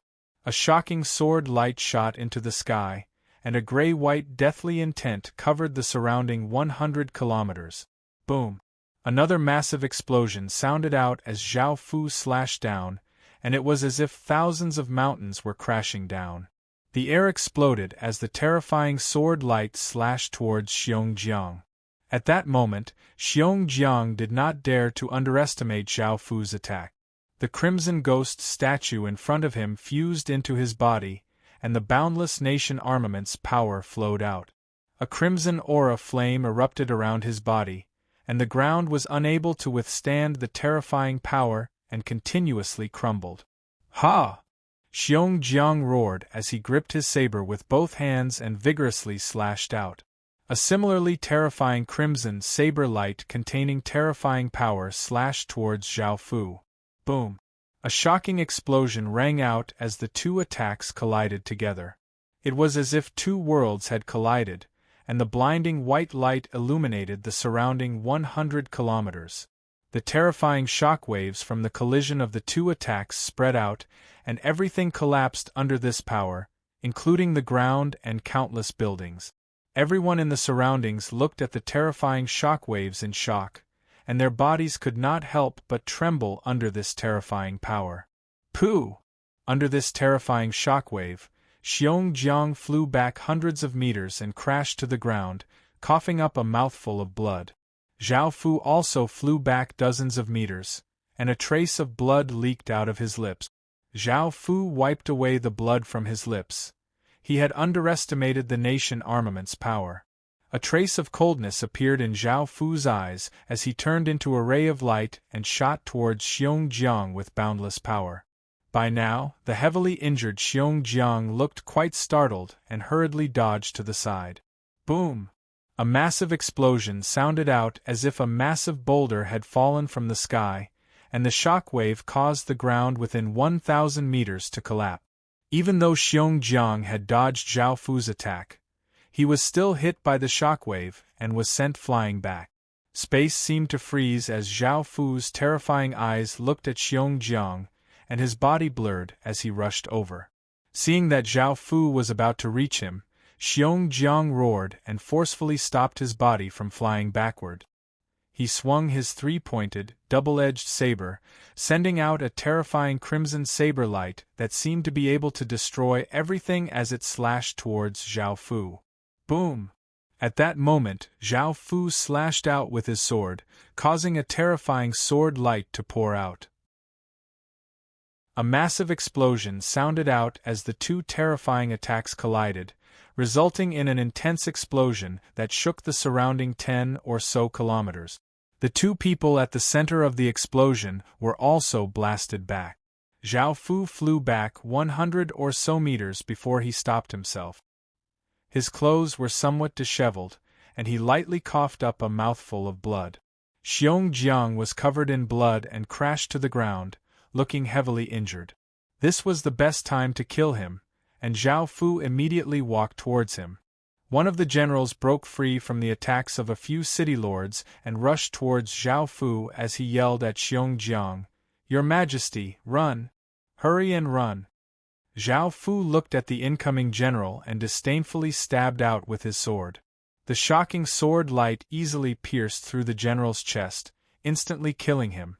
Xiongjiang came before Zhao Fu, and just as Xiongjiang was about to explode out with all of his power to fight with Zhao Fu did not give him a chance. Just as he was about to explode out, Zhao Fu ended his life with a single strike. A crimson city lord seal and a crimson ghost statue that was as big as a palm floated out of Zhao Fu's court. The city lord seal had become dim, but the crimson ghost statue was still quite powerful, and it turned into a ray of light and tried to escape. Zhao Fu grabbed at the air, locking it in place. The 500 city lords he had brought also suppressed Hongpang City, and a mournful dragon's roar sounded throughout the northern part of the Midland continent, ending Qin's attack. Chapter 878. After hearing about this, Zhao Fu and the other city lords immediately returned. The factions attacking Qin City had never thought that Qin City would return so quickly, and they immediately lost their confidence and stopped attacking. Luckily, Qin City had not mobilized his army and had only used high-end forces. The ministers had also acted in time to defend, and Qin City's various armies were able to arrive in time. If it wasn't for the ministers and the armies defending, it was possible that they would have been broken through. This was because they had come with ferocious momentum. The western side of Qin City had sent out 800 city lords, 80 million soldiers, and 10 million player factions. The eastern side of Qin City had sent out 600 city lords, 60 million soldiers, and 10 million player factions. The southern side of Qin City had sent out 500 city lords, 50 million soldiers, and 10 million player factions. Myanmar and Laos had also sent out 10 million soldiers to attack the northern side of Qin City. It could be said that Qin City was being attacked from all sides. This was definitely premeditated, as they had acted incredibly quickly. If they had not been prepared, they would not have acted so quickly, and they would not have acted together. Moreover, the player factions were not made up entirely of players. Those factions did not dare to oppose Qin City because Qin City had reality-harming talismans. The player faction referred to the village faction established by players. In other words, the majority of the village's residents were NPCs, and the majority of the village's residents were players. Because Qin City wanted to sweep through everything, they naturally had to resist Qin City and could not just sit and wait for death. There were 240 million soldiers attacking, but Qin City also had 200 million soldiers. Most of them were Stage 1 soldiers, and as Qin City lords returned, adding on the ministers, they naturally did not dare to attack. However, they did not leave either because they knew that they would have to fight with Qin City sooner or later. As such, both sides faced off against each other. Qin City did not take the initiative to attack because they had the advantage of the terrain and manpower, so there was no need to give up on this advantage. At the same time, Qin City's core also chose people to join in. Now, Qin had a total of 13 legions, and there were not many restrictions. Generally, outstanding soldiers could enter the legions and obtain the attributes of the legions. There was no need for people with special attribute. If someone with a special attribute joined a special army, the effect would naturally be better. For example, a resident of Calamity City would have a Calamity attribute. After joining the Calamity army, the Calamity attribute would stack. Because Qin's 13 corps were all special corps, they could have 3 million soldiers. As for Qin's King's Corps, they had 5 million soldiers. In total, there were 41 million soldiers. This also gave Zhao Fu a warning. In the future, he had to be more careful when using troops. There were too many people spying on Qin City. If Zhao Fu mobilized a large number of troops this time, how could the city walls defend against more than 240 million troops? At this moment, the two sides had entered a stalemate. The two armies each occupied a side. The auras they gave off clashed intensely, causing the surrounding 100 miles to be filled with pressure. Zhao Fu also came to the west, which was the most powerful force on the attacking side. Why did you suddenly attack Qin City? Qin City and all of you are friends, and our relationship is quite friendly. Qin City has treated all of you with respect, but you've done such despicable things. You're all despicable thieves. Zhao Fu stood in the air as his voice was incredibly loud, sounding throughout the entire battlefield. Even though Qin City had long since decided to attack them after destroying Vietnam, they had attacked first. As such, Qin City naturally had to stand on the side of justice and criticize them. There were many benefits to doing this. First, they would be able to make Qin City appear righteous, which would allow them to receive more support. On the other hand, they would be able to slightly disrupt the morale of the other side's army. Qin City had treated them quite well, so why would they attack this good friend of theirs? On the other hand, it was to prevent further factions from joining the resistance against Qin City. Right now, Qin City was not a threat to them, and Qin City was now standing on the side of justice. As such, they naturally would not help others attack Qin City. In the future, Qin City would have to adopt a strategy of getting close to the enemy from afar. Now that they had fallen out, there was no need to continue pretending. The first thing to do was to isolate these factions. Facing Zhao Fu's attacks, the Western faction felt quite dissatisfied and furious. They had sensed that Great Qin would act against them, so they had taken the initiative to attack. They had been acting in self-defense, but they had been called despicable and untrustworthy thieves. Zhao Fu's words caused the other side's morale to drop slightly. Even though these soldiers completely obeyed the city lord's orders, Qin City did not want to fight with them. Instead, he wanted to reason with them, but they were in the wrong. Someone sensed the change in the army and said angrily, "Everyone, don't listen to Qin City's imperial prince's nonsense. Qin City has long since wanted to devour us, and this attack on the Kingdom of Vietnam is proof. With Qin City's bloodthirstiness and ambition, we were forced to defend ourselves for the sake of our own safety. We did nothing wrong. Seeing someone rebuke him, Zhao Fu retorted, saying, "As a celestial kingdom, it is only right and proper for China to get rid of all barbarians." As a member of China, has Qin City ever started a war against you in the past year? This caused the other side to be speechless. Zhao Fu's words made sense, and they could not find any way to rebut him. They felt both angry and wronged. Zhao Fu did not continue to argue with them, and he ordered the army to defend this place. If they attacked, they would retaliate. At the same time, Zhao Fu ordered Risi to continue to prepare ambassadors to send to factions further away.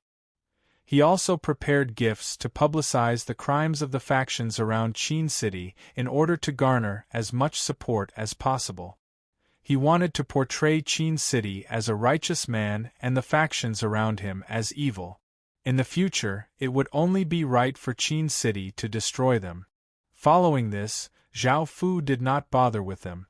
If they wanted to fight, they would fight. Zhao Fu was not afraid of them, and there were still many things that he had to take care of. The first was the issue of gains. This time, Qin City had destroyed a dynasty, 4 nation legatees, and countless system main cities and player cities. The dynasty legatees, nation legatees, and player cities were all relocated, but Zhao Fu took in many system main cities. In the face of Qin City's suppression, many city lords chose to surrender. Chapter 879. After conquering all of Vietnam, Great Qin's gains were quite great. They had obtained 620 system main cities and 300 basic cities.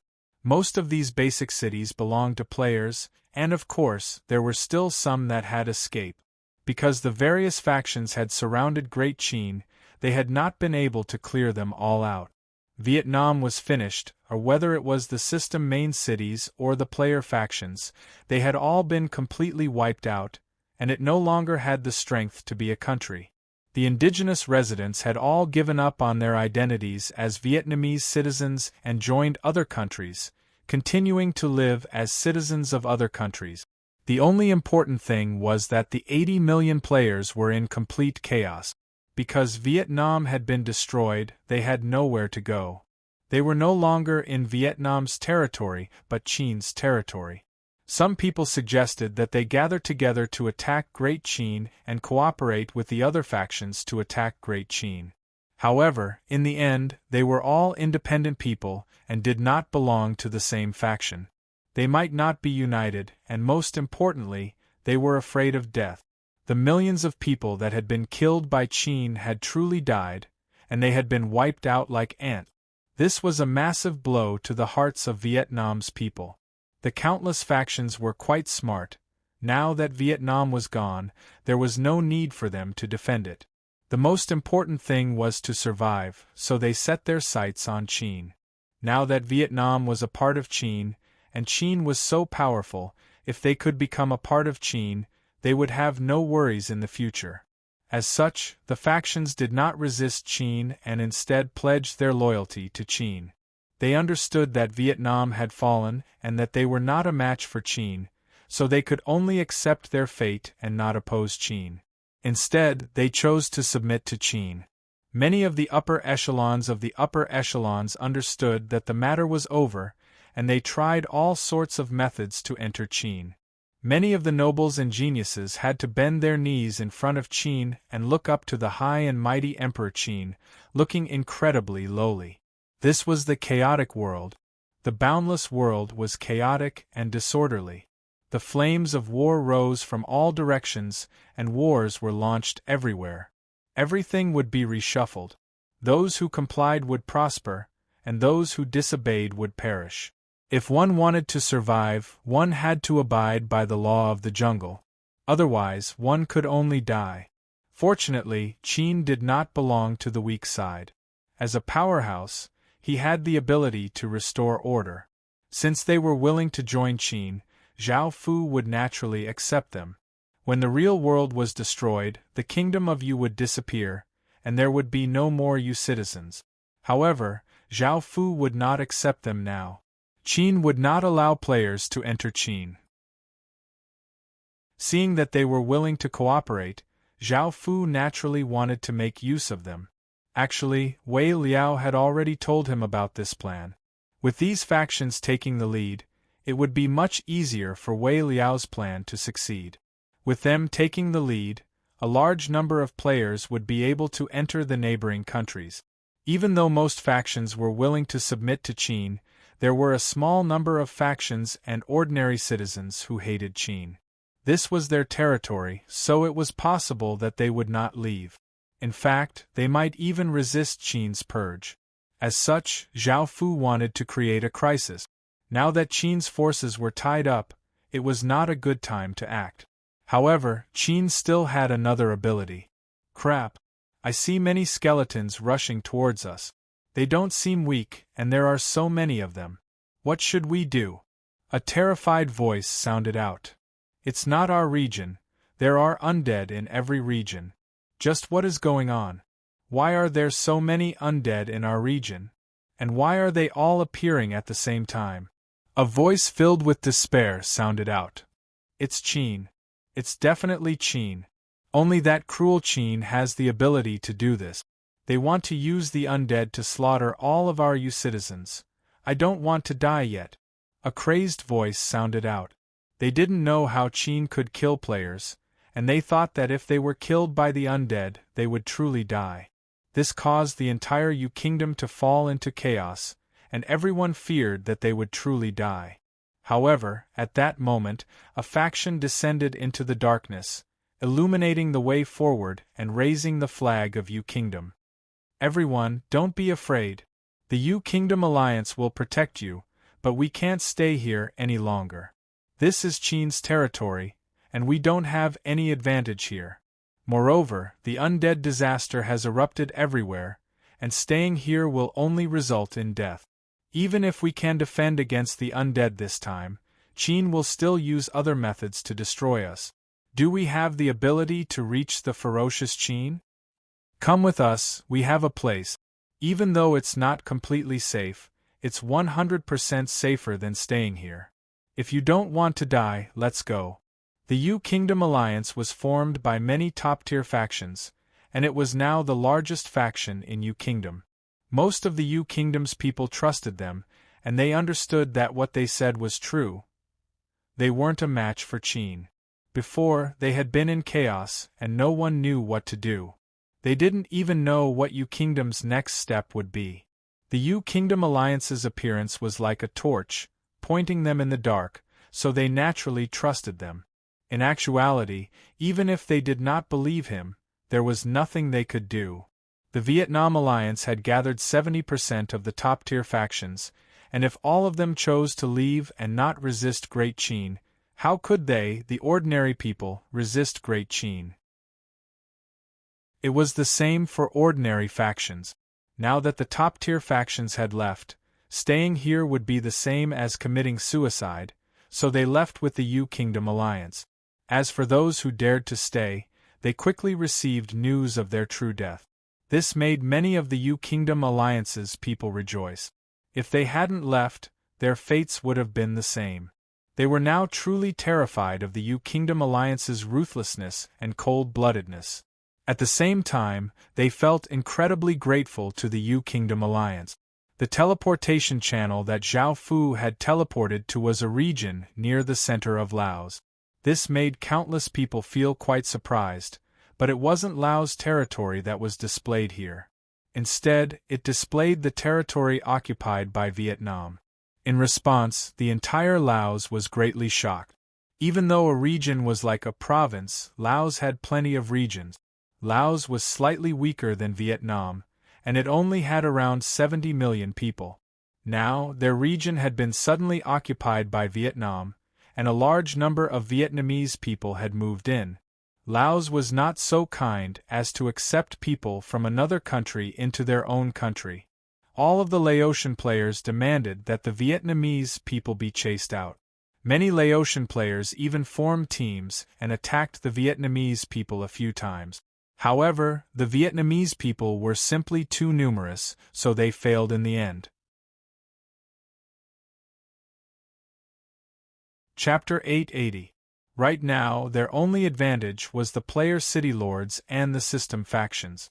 The system factions were all gathered together and had given up on many regions.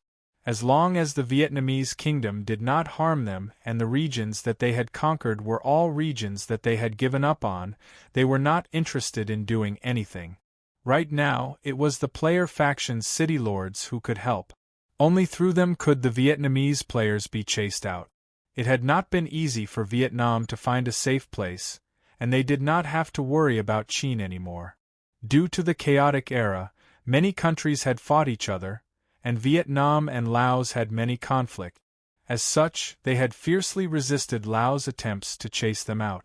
The two sides had fought a few times, and Laos had used their top-tier forces to suppress Vietnam, making the Vietnamese side feel quite sullen.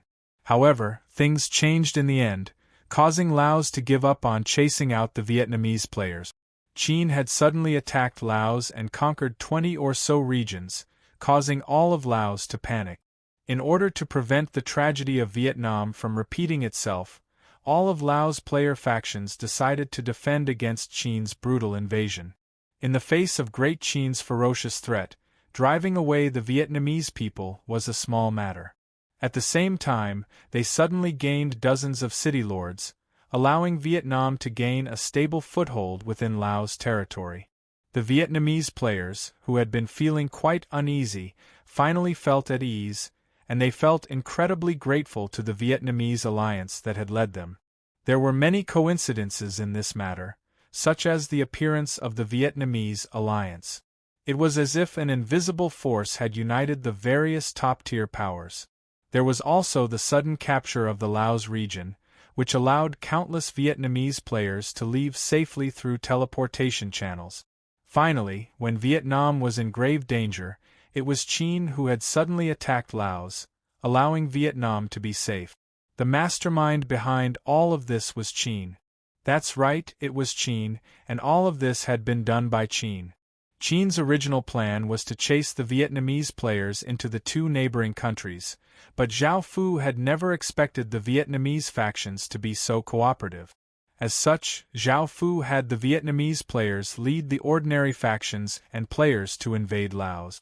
Compared to Myanmar, Laos was much weaker, and it was not as powerful as Vietnam. With Great Qin's help, Laos would not be able to expel Vietnam, and Vietnam would be an important chess piece that Great Qin had planted in Laos. As long as there was an opportunity, it would be of great use. Of course, the ordinary Vietnamese players and factions did not know about this. Perhaps some people in China could tell, but they did not care. After all, they were facing off against Qin, and all of their attention was on Qin. After Great Qin had destroyed Vietnam in a single night, the situation in all of China had changed. They had to get involved in Great Qin's matter, or they would never be able to surpass Great Qin in their lifetimes. The gap between the two sides would only become greater and greater. If they did not destroy Qin, they would be destroyed by Qin sooner or later. As such, all of the dynasties and nation legatees pointed their swords at Qin. As China's situation changed, the 100 schools of thought and factions quieted down. Most of them chose to remain neutral. Even though they had opposed Qin a few times, that was because Qin had harmed the world. Now, China's various dynasties, factions, and heroes were vying for the throne, and this was only a matter of time. The 100 schools of thought could have served the various factions and helped them fight for the throne.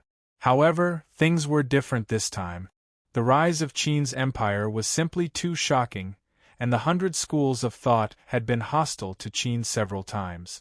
If they still got involved in the conflict between Qin and the various factions, they would be destroyed after Qin conquered the world. As such, they would not side with any side in the conflict between Qin and the various factions, and they would only side with the final victor, the ruler of the world. Within a dignified palace, Zhao Fu sat on a dragon throne and looked at the 600 or so Vietnamese women standing below. There were women from the Hong Bang clan and a few people from the nation legatees. There were all sorts of relationships, such as mothers, little sisters, aunts, cousins, aunts, and so on. There were 65 of them, and the Hong-Bang dynasty's women were necessary because they needed to refine the nation armament. There were also 570 women, and they were all top-tier beauties from Vietnam. They all had different statuses, and they all had decent phoenix chi. Most of these women had come willingly, and Qin did not try to steal them.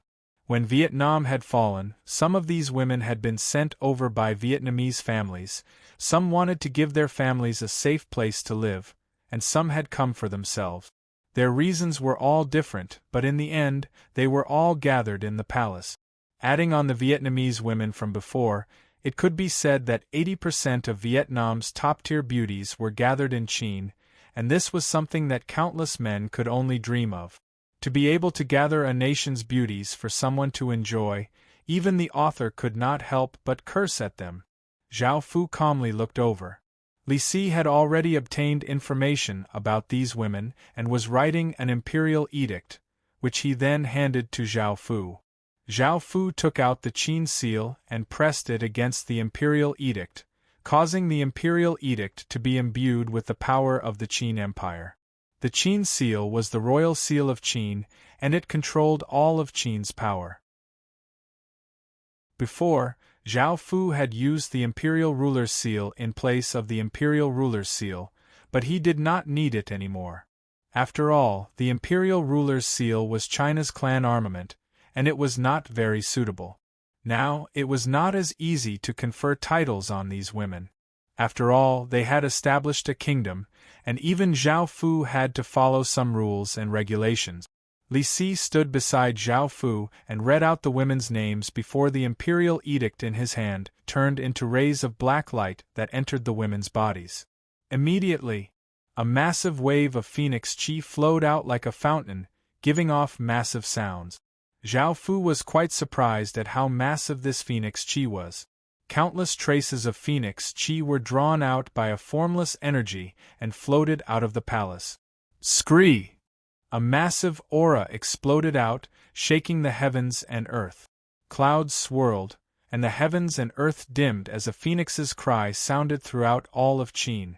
Sensing those shocking ripples, the golden dragon said, "The Emperor Phoenix statue has reached the level of a nation armament, and it's about to show its true power."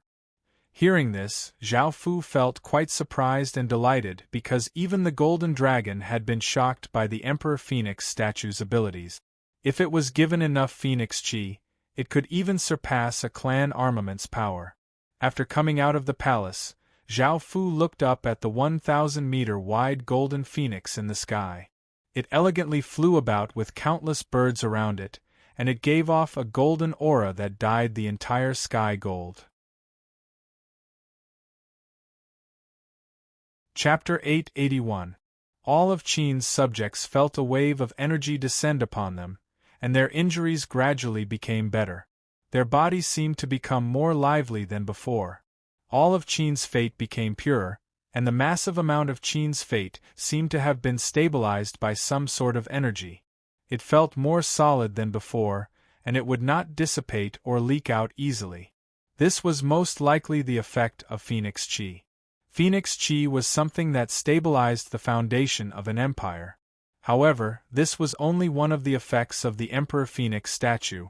It had another effect, which was its actual power.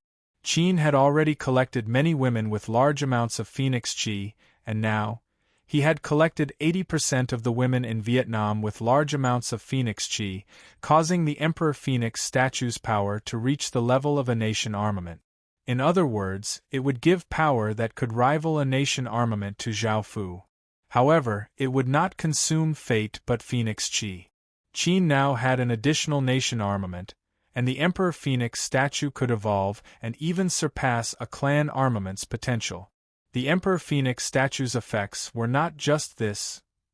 The golden phoenix flew in the sky and circled above Zhao Fu's head. Countless rays of golden light descended and fell on Zhao Fu's body, and a massive wave of phoenix energy entered Zhao Fu's body. At the same time, all of the women conferred titles gave off phoenix chi and floated towards Zhao Fu. They flooded into Zhao Fu's body and quickly condensed into a golden crystal within Zhao Fu's body. This golden crystal was round and extremely transparent, and it was only as big as a peanut.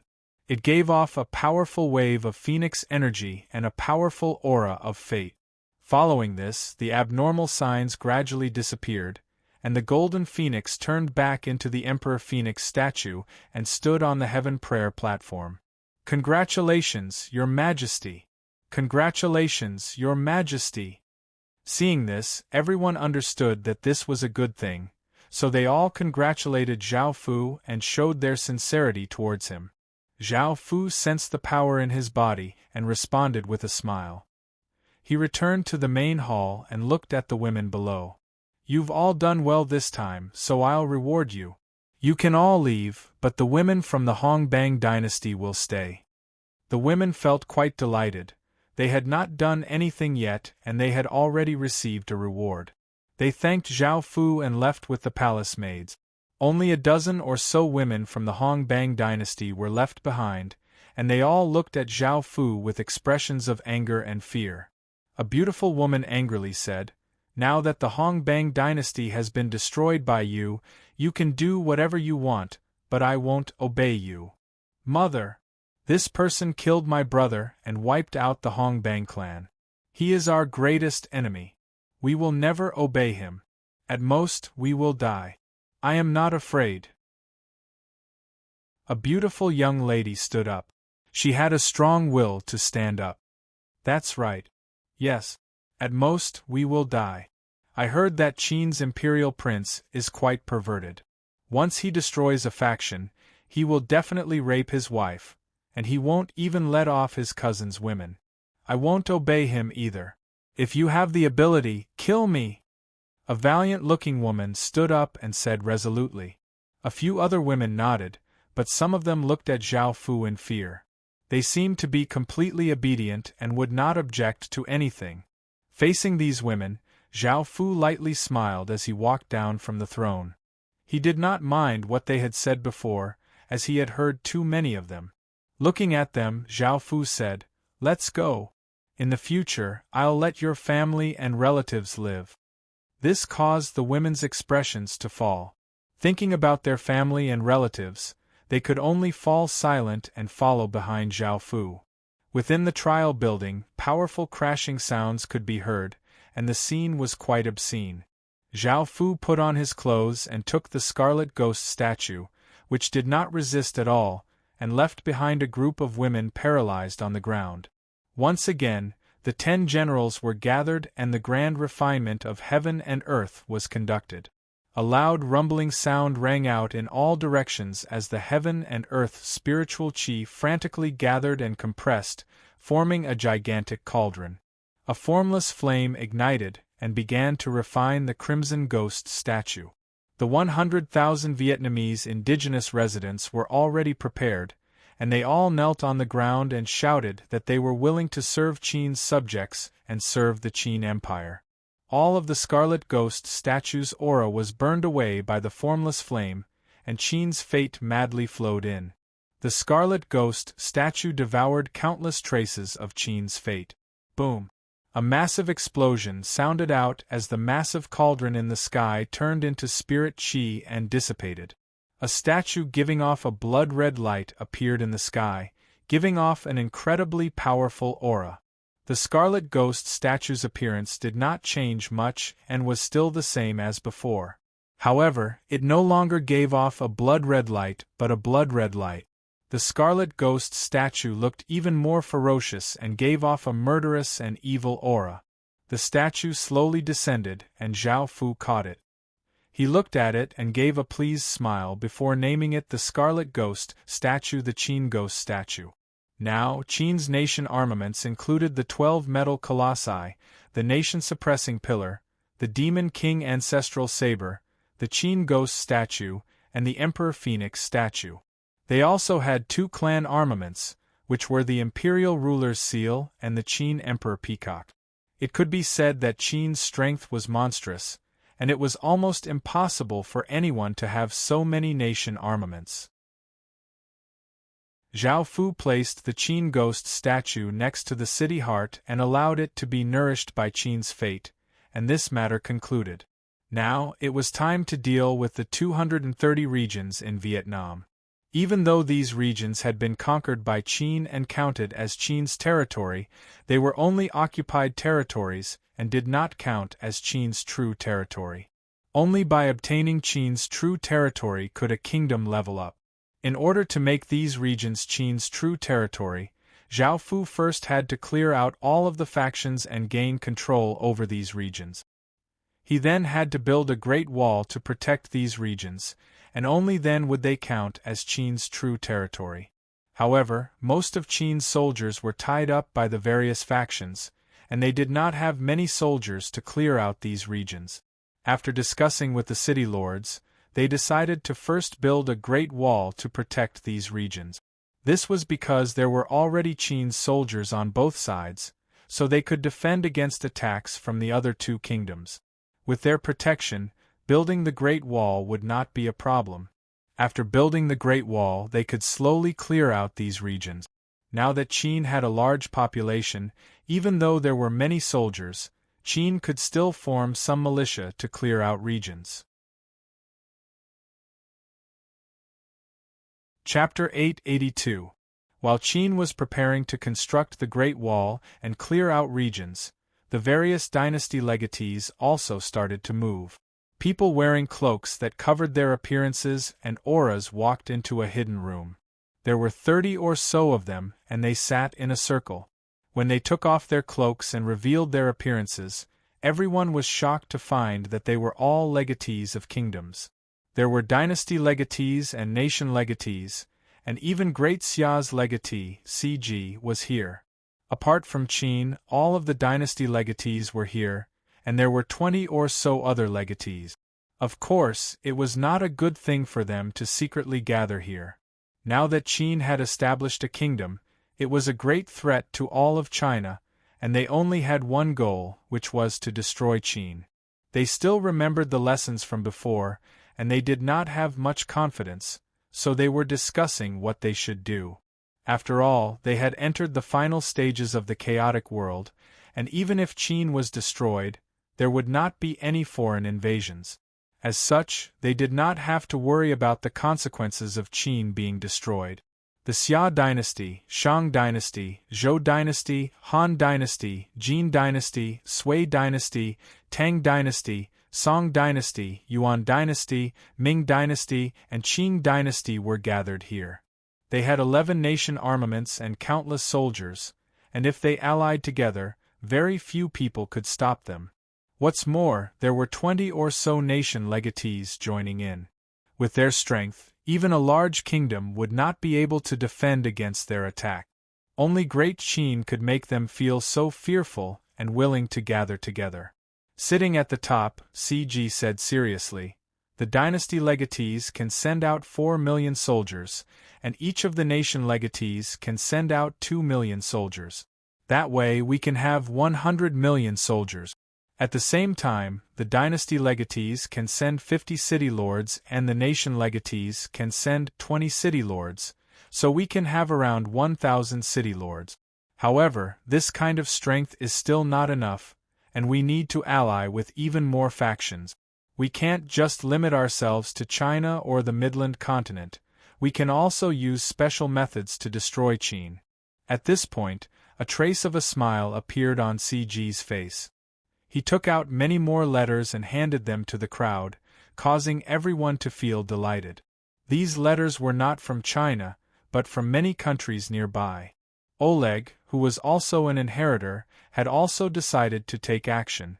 Not only Russia, but Mongolia, Japan, the Philippines, India, Indonesia, Korea, Kazakhstan, Thailand, Myanmar, Laos with their help, they would have the confidence to destroy Qin City. Even though Qin City was powerful, he could not stop them, and Qin City's destruction was already certain. After all, if they allied together, not only would they have a terrifying military force, but they would also have 20 or so nation armaments. In front of them, Qin was still a little weak. Qin's threat was too great, which made them feel uneasy. However, someone looked at this letter and frowned as he said, "After all, this is a matter of China. Isn't this going too far?"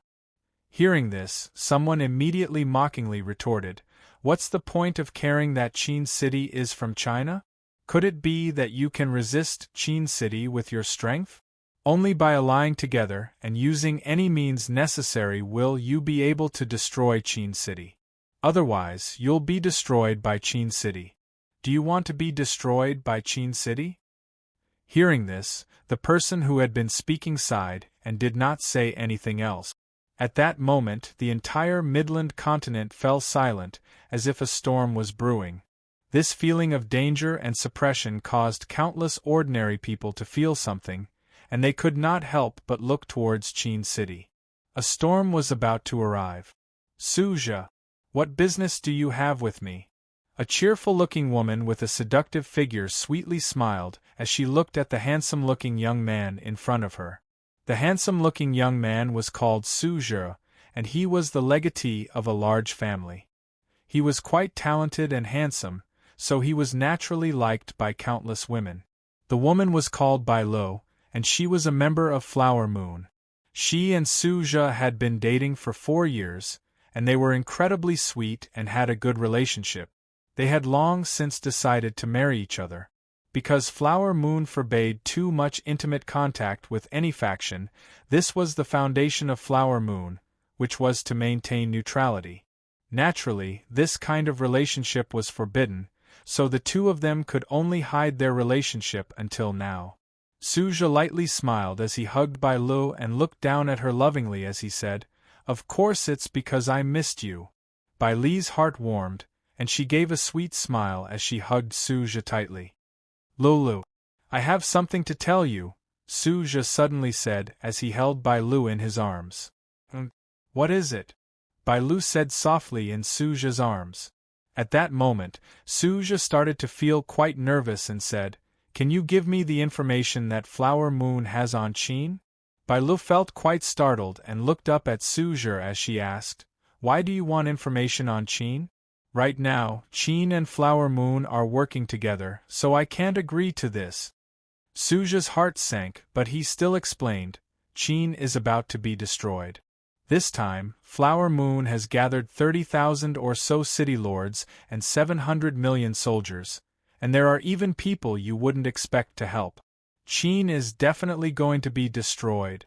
Now that Flower Moon is so close to Qin, they've already decided to make a move against Flower Moon after destroying Qin. When that time comes, Flower Moon will be doomed.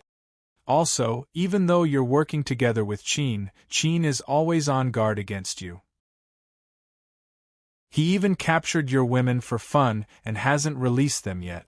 You're still working hard to gather information for him, but Qin doesn't care about you at all and only treats you as tools. Could it be that Flower Moon is going to be destroyed because of Qin? I feel that it's unfair for Flower Moon, and I'm also worried about your safety.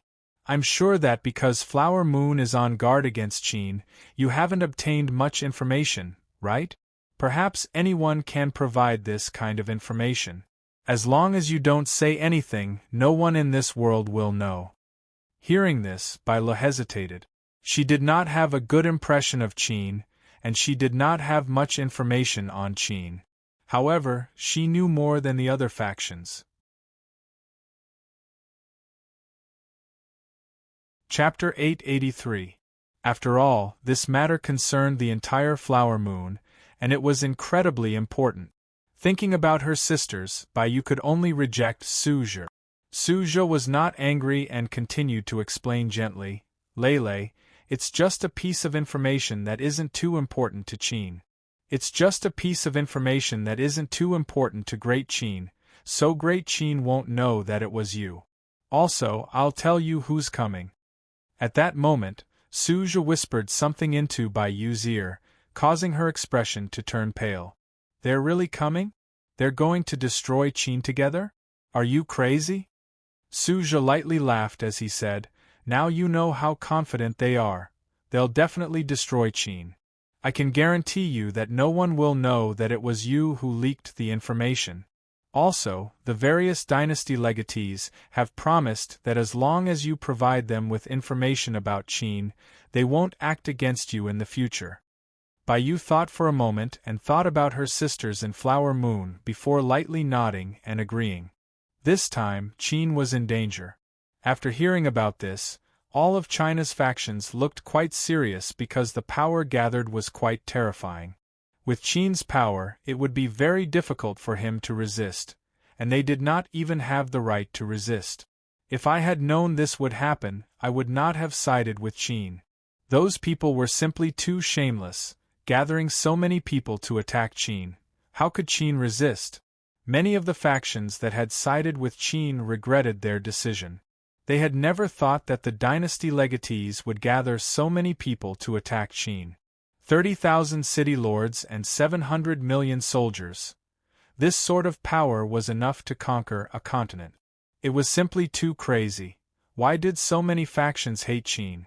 In order to isolate Qin, all of China's dynasty legatees had issued a kill order.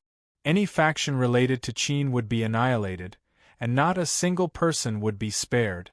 This scared countless factions into cutting off all relations with Qin.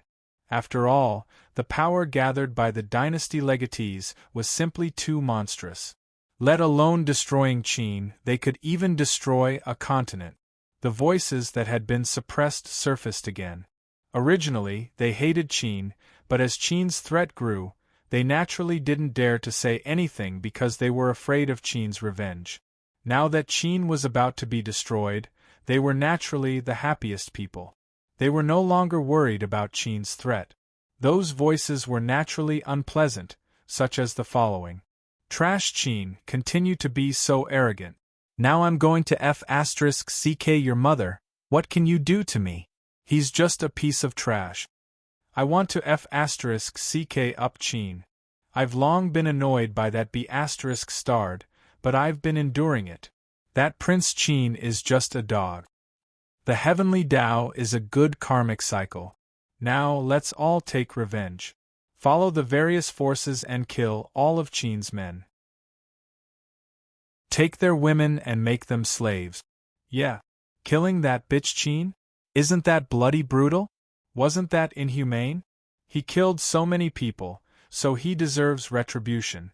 Let's go and beat up Qin, eat Qin's flesh, and rape Qin's women. Finally, someone has come to uphold justice.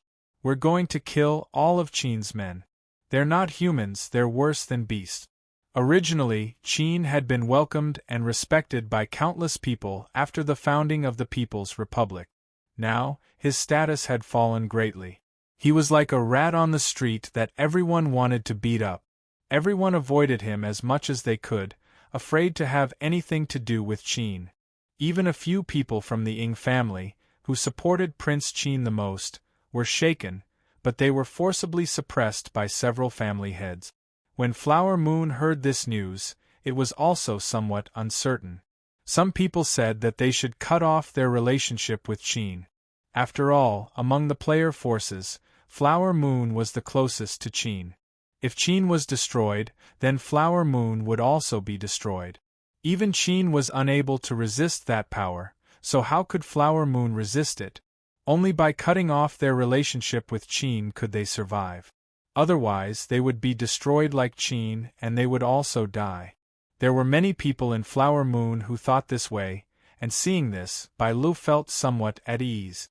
However, even though there were many people who thought this way, Xiao Yuan, the leader of Flower Moon, did not make a decision. Su Yuyan also fell into deep thought. An elder from the ancient clan angrily slammed the table and said, "Are these people crazy? They dare to do such a thing? They're really willing to do anything to destroy Qin. Don't they want to know the consequences of destroying Qin? This time, it will indeed be difficult for Qin to survive. With their current strength, it will be difficult for us to interfere. There are simply too many enemies, and even Prince Qin is powerless. He might even die on the spot," an elder said as he sighed. In actuality, the relationship between Qin and the ancient clan had greatly eased up. Ever since Nu Lu had married Qin, Qin's attitude had eased up, and the ancient clan had changed their opinion of Qin. Now, they were truly concerned about Qin's safety. King, this is the information regarding Qin. I heard that our people are also participating, a silver-armored knight said, as he knelt on one knee in front of Tina Pendragon and handed over a document. Tina Pendragon lightly nodded and took the document. After opening it, she slightly frowned. Within a pure, holy church, a beautiful woman wearing a white robe was telling Geoffrey about the information that she had obtained. Geoffrey looked up at the statue of Jesus and sighed as he said, "I don't know how many people will die this time. In actuality, I quite admire Prince Qin, but it's possible that he'll die this time." Hearing this, the beautiful woman in white thought for a moment before saying condescendingly, "Should we interfere, Holy Son? I heard that some of them are from our continent." Geoffrey shook his head and said, "This isn't something that we can interfere with." The Pharaoh Kingdom also received this news, and Akhenaten coldly laughed as he said, "The world's fate is tilting towards China, giving birth to a monster like Prince Qin. It's good that he's dead. If he doesn't die, how can we have a chance?" However, the internal strife between Chinese people was incredibly ferocious, and the scale of it was enough to change the structure of an entire continent. Send out orders to help CG destroy the Qin Empire from the side. Remember to be careful and not be discovered. After hearing about this, Masanori Hanno looked quite worried. She wanted to personally go and take a look. Perhaps she would be able to help Prince Qin. However, a devil stopped her. It was Shutenduji. Back then, Masanori Hanno had used the Universal Den and Devil Stone to create the Devil City. The Devil City not only had greater devils like Shutenduji, but it also had Daitengu, Tamamo, and other devils. They had all used the Devil City to revive in the Heaven Awaken world. Of course, they were all led by Masanori, and the reason why Masanori Hanno was so powerful was because of these devils. Chapter 884. Back at Qin, it was impossible for Zhao Fu not to know about the dynasty legatees making such a big move. Zhao Fu could understand why so many people had allied together, as it was quite simple. Qin was simply too powerful, and if they could not defeat him by themselves, they would naturally call for help. They could not just foolishly fight by themselves, as that would be seeking death. In the real world, this was quite normal. If they could not defeat him, they would call for help. Who would seek death knowing that they could not defeat him? Or would they just wait for others to kill them? Anyone in their right mind would not choose to seek death, so they would definitely ally with others. This sort of alliance was quite common in the real world, so there was no need to give examples. The reason why they had allied together was because Qin was too great of a threat, while none of them were as dangerous as Qin. If they were, they would not be attacking Qin. This meant that being too powerful was equivalent to being a threat. They were not as powerful as Zhao Fu, so they naturally would not be surrounded like this, nor would they encounter something like Qin. For example, the Devil Horn Empire outside of the Legacy Land had been suppressed by many worlds. If one was weak, the threat would not be as great, and that person would ally with one to kill one. There was naturally no need to ally with others. Zhao Fu naturally understood this, so he had always been on guard against alliances. Moreover, Qin could not stop developing just because he was afraid of alliances, right? That would not do. If he did not develop, others would develop. Zhao Fu did not want to be the weaker side, so even though there were many problems, Qin still had to develop as much as he could. After all, being weak meant humiliation and powerlessness. Facing the ferocious attacks of the various dynasty legatees, Zhao Fu and his subordinates discussed how to defend against so many soldiers. However, the ordinary players who were afraid of death could only make a few ruckus and did not dare to attack. Even if they did, they would hide in the back. As such, Great Qin was mainly facing indigenous residents, so the reality talismans could not threaten them at all. Their attack was quite a crisis for Qin, and Zhao Fu's expression became quite serious. He had to deal with this matter properly. In actuality, Qin had long since planned to devour all of Vietnam. That way, the Qin Empire would become a level 7 barony kingdom, and they would make a move on the nearby system factions. After taking over those 1,000 regions, the Qin Empire would become a marquisate kingdom. When that happened, Qin would have true strength to face all enemies and would not be afraid of them allying together. Some people said that they could have relied on sneak attacks to get rid of them, but they were not Vietnam and only had a single nation armament. They were where China's fate gathered and had 11 nation armaments. Zhao Fu couldn't ambush all of them at once, right? If he ambushed a single person, they would completely lose all decorum. This was because Great Qin had destroyed Vietnam, causing them to lose all decorum and fight to the death with Great Qin. Even though Qin seemed incredibly unrestrained, Zhao Fu was worried that they would use their nation armaments to fight to the death against Qin. Most importantly, Qin's enemies were not just them. Because of this matter, they had brought out 20 or so nation armaments, as well as so many soldiers and city lords. It could be seen just how much they hated or feared Qin. It was not that Zhao Fu did not want to do things, but the situation allowed him to do things step by step. In this world, strength spoke louder than emotions. Now they had completely shed all pretenses of cordiality and no longer maintained their superficial relationship. It was as if they were going to fight to the death with Great Qin, making Great Qin feel quite bad. How was Great Qin going to deal with such a massive army? Zhao Fu did not think that Zhao Fu was a god and could defend against any crisis. If he did not deal with this properly, he would definitely be breached. Even though he had the Sky Desolation Azure Dragon's promise, it only guaranteed that Qin's foundation would not be destroyed. In other words, even if all of Qin's people died, as long as Qin City was not destroyed, the Sky Desolation Azure Dragon would not act at all. If all of Qin's people died and only Qin City remained, the Qin Empire would be finished. Facing this massive crisis, Zhao Fu discussed with his subordinate. The first was the sealed 8 aquatic beast kings. With their power, they would definitely be of great help, and whether or not they submitted, Zhao Fu had to use them. Zhao Fu's subordinates had already arrived. Otherwise, it would be very difficult for Qin City to defend.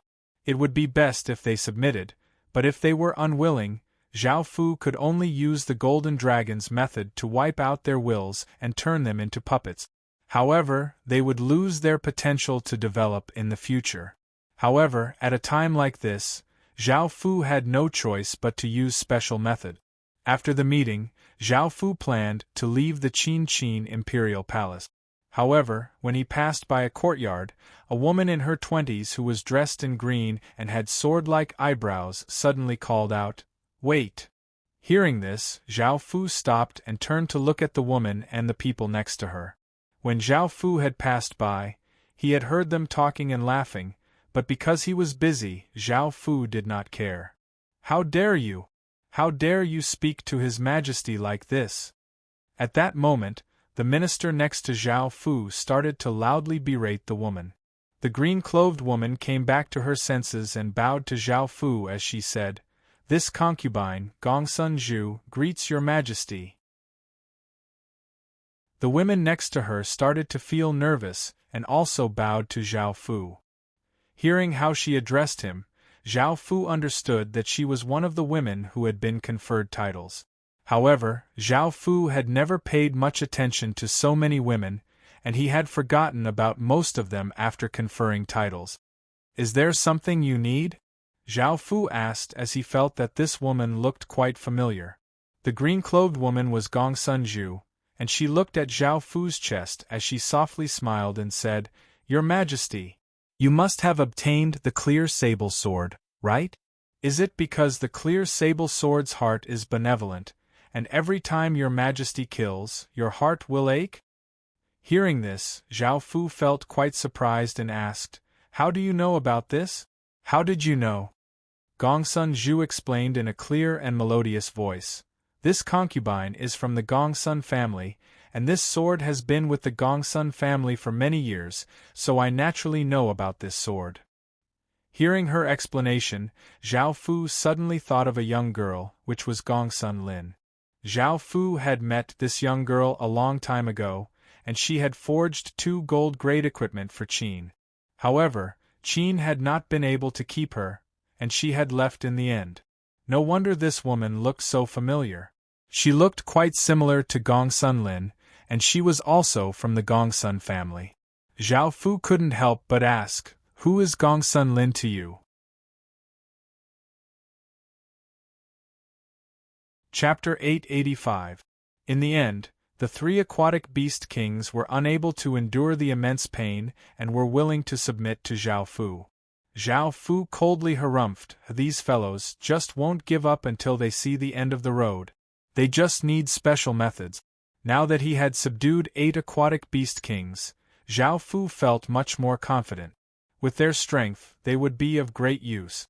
Zhao Fu was not stingy, and took out a large number of medicinal pills and spirit medicines to help them recover their strength and mind. They had all been injured and had been sealed for so long, and they were still quite weak. Zhao Fu looked at the aquatic beast kings devouring medicinal pills and thought about what they had said before. When they had invaded, they had devoured many city creation stones. "Now hand over the city creation stones you've devoured," Zhao Fu said as he stretched out a hand towards the 8 aquatic beast kings. The 8 aquatic beast kings immediately felt quite awkward, and the earth-water dragon tortoise replied, "That? Master, those city creation stones couldn't be stored in our stomachs, and we've already digested them." "What?" Zhao Fu felt quite displeased. The 8 aquatic beast kings had most likely devoured many city creation stones, yet they had all disappeared just like that. There had been many city creation stones, and they were quite useful to Great Qin. Hearing Zhao Fu's displeased tone, the heaven cloud jellyfish said fearfully, "After digesting those city creation stones, our strength has greatly increased." Hearing this, Zhao Fu felt quite satisfied. He found that city creation stones could be devoured, but they required great power. He thought about how he had fused city lord seals into beasts' bodies. After madly eating, the 8 aquatic beast kings started to recover their strength. Zhao Fu took out 8 spirit pet rings that he had prepared for them and put them away. Otherwise, bringing them back to Great Qin would be too eye-catching. The various armies were gathering towards Great Qin, and Great Qin was also making preparations to deal with this crisis. On September 13th, the sky was filled with an austere aura, and an icy coldness seeped into people's hearts. The entire world's gazes were focused on Great Qin, and on that day, a massive battle had erupted. The 800 million allied army gave off a massive aura that shook the northern side of the Midland continent. All creatures felt incredibly terrified under this aura, and their bodies instinctively trembled. Facing such a massive power, even godly spirits' expressions fell. The wind was chaotic and the clouds were scattered. The massive aura caused the winds and clouds to howl, and the massive flood fearlessly flowed towards Great Qin. Everyone felt immense confidence as they proudly raised their heads. In their eyes, Great Qin was already a dead man. It was not just people from China who had gathered here. There were people from other continents as well. With so many people and so many nation armaments, they would definitely be able to kill Great Qin's legatee and slaughter the entire Great Qin Empire. Zhao Fu brought his subordinates to the top of the Great Wall and looked at the massive army with a serious expression. There were more people than before. The various dynasty legatees stood in the sky, and CG felt incredibly high-spirited. With such a massive force in his hands, he finally had the confidence to face Great Qin's legatee. Great Qin's legatee, today is the day of Great Qin's destruction. Even if you beg for mercy or resist, it will all be for naught. Great Qin will definitely be destroyed, and if you want to blame someone, blame yourself for being too powerful. Offer up your head now, and we'll give Great Qin a quick death." CG gave off a massive aura as he spoke with a clear voice, giving off a domineering and arrogant air, as well as an air of a king that could not be resisted. Hearing his words, the various armies excitedly yelled, "Kill all of Great Qin's dogs and take their women and wealth." The scene was sent into an uproar, and the various armies' morale skyrocketed. Their auras completely suppressed Great Qin's side, making them even more fearless and domineering. "Have you clowns said enough?" Zhao Fu's calm voice sounded out, giving off an innate emperor's might that sounded throughout the entire battlefield. This caused the allied armies to feel incredibly furious, and they immediately started to attack Great Qin. Boom! A shocking explosion sounded out as the massive army suddenly exploded out, giving off an aura that seemed to be able to destroy everything and causing all creatures to feel terror as they rushed towards Great Qin. The sound of their footsteps shook the heavens, giving off shocking sounds that no one could stop. Boom! Boom! Boom! Suddenly, massive explosions sounded out below the army, one after another. The power of the explosions was incredibly terrifying, and in an instant, white light devoured everything, turning everything into dust. The ground violently trembled, and the terrifying destructive power spread out. The ground was lifted up, and the shock waves were like wild gales that blasted sand and dust into the sky. Mushroom clouds formed. The heavens and earth seemed to fall silent, and everyone's ears became temporarily deaf. The terrifying destructive power caused countless people to feel incredibly shocked. There was blood and dismembered corpses everywhere, and the stench of blood could make anyone feel nauseous. It was as if this was hell on earth. A smile appeared on Zhao Fu's face. After destroying the Vile dynasty and using up all of the destruction crystals, Zhao Fu had Binoche and Karash focus on creating more destruction crystals. Destroying Vietnam had only used 10 or so, and now, they had used up all of the destruction crystals that Great Qin had created. There were 324 destruction crystals in total, and the explosions were incredibly shocking, instantly taking away nearly 200 million people's lives. This caused the massive army to be heavily injured, and they could not help but stop. Many people's faces were filled with terror. The various factions' leaders' expressions were also quite unsightly. In just an instant, a quarter of their forces had been killed, and the city lords could not be careless anymore. They exploded out with terrifying power, causing the heavens and earth to dim as they charged towards Great Qin. 30,000 city lords was enough to destroy Great Qin. The soldiers below reorganized themselves and roared as they charged towards Great Qin. Facing the charging armies, Great Qin stood there like a massive mountain. Facing the charging city lords, Great Qin pushed out 100 massive ballistae. These were the dragon-slaying ballistae. Originally, Great Qin only had 30, and the last 70 had been obtained from battles. These 100 dragon-slaying ballistae gave off savage and ferocious auras, and each of them had 10 or so meter-long golden talisman bolts. Boom! Boom! Boom! Golden rays of light containing immense power instantly tore through the air. They were incredibly powerful and incredibly fast, and they shot towards the incoming city lords like bolts of lightning. This gave some of the city lords a big fright, and they hurriedly unleashed defensive barriers. However, the massive golden rays of light easily pierced through the barriers and pierced through the city lord's chest before piercing through another city lord's chest. 10 or so kilometers away, a muffled explosion sounded out as hundreds of golden bolts that were 10 or so meters long pierced through the ground.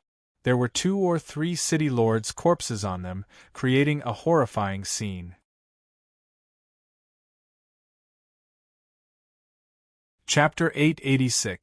In the end, the 3 aquatic beast kings were unable to endure the immense pain and were willing to submit to Zhao Fu. In response, Zhao Fu coldly harumphed, "These fellows just won't give up until they see the end of the road. They just need special methods." Now that he had subdued the 8 aquatic beast kings, Zhao Fu felt much more confident.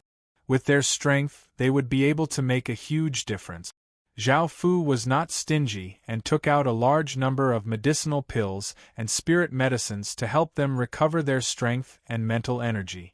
They were all injured, and after being sealed for so long and suffering so much, they were still quite weak. Zhao Fu looked at the aquatic beast kings devouring medicinal pills and thought about what they had said before. When they had invaded, they had devoured many city creation stones. Now hand over all the city creation stones you've devoured, Zhao Fu said as he stretched out a hand towards the 8 aquatic beast kings. The 8 aquatic beast kings immediately felt quite awkward, and the earth-water dragon tortoise replied, "That? Master, those city creation stones couldn't be stored in our stomachs, and we've already digested them." What? Zhao Fu felt quite displeased. The 8 aquatic beast kings had most likely devoured many city creation stones, yet they had all disappeared just like that. There had been many city creation stones, and they would be useful to Qin. Hearing Zhao Fu's displeased tone, the heaven cloud jellyfish said fearfully, "After digesting those city creation stones, our strength has greatly increased." Hearing this, Zhao Fu felt quite satisfied. He found that city creation stones could be devoured, but it required great power. He thought about how he had fused city lord seals into the beasts' bodies. After eating, the 8 aquatic beast kings recovered their strength. Zhao Fu took out 8 spirit pet rings that he had prepared for them and put them away. Otherwise, bringing them back to Qin would be too eye-catching. The armies of the various factions gathered to attack Qin, and Qin was preparing to deal with this crisis. On September 13th, the sky was filled with an austere aura, and an icy coldness seeped into people's hearts. The entire world's gazes were focused on Qin, and a massive battle erupted. The allied army of 800 million people gave off a massive aura that shook the northern side of the Midland continent. All creatures felt immense terror under this aura, and their bodies instinctively trembled. Facing such a massive force, even godly spirits' expressions fell. The wind was chaotically blowing and the clouds scattered. The massive aura caused the clouds to howl, and a massive flood flowed towards Qin. Everyone felt incredibly confident and they proudly raised their heads. In their eyes, Qin was already a dead man. Not only were there Chinese people gathered here, but there were also people from other continents. With so many people and so many nation armaments, they would definitely be able to kill Great Qin's legatee and slaughter the entire Great Qin Empire. Zhao Fu brought his subordinates to the city walls. Looking at the massive army, his expression was quite serious. There were more people than before. The various dynasty legatees stood in the sky, and CG felt incredibly high-spirited.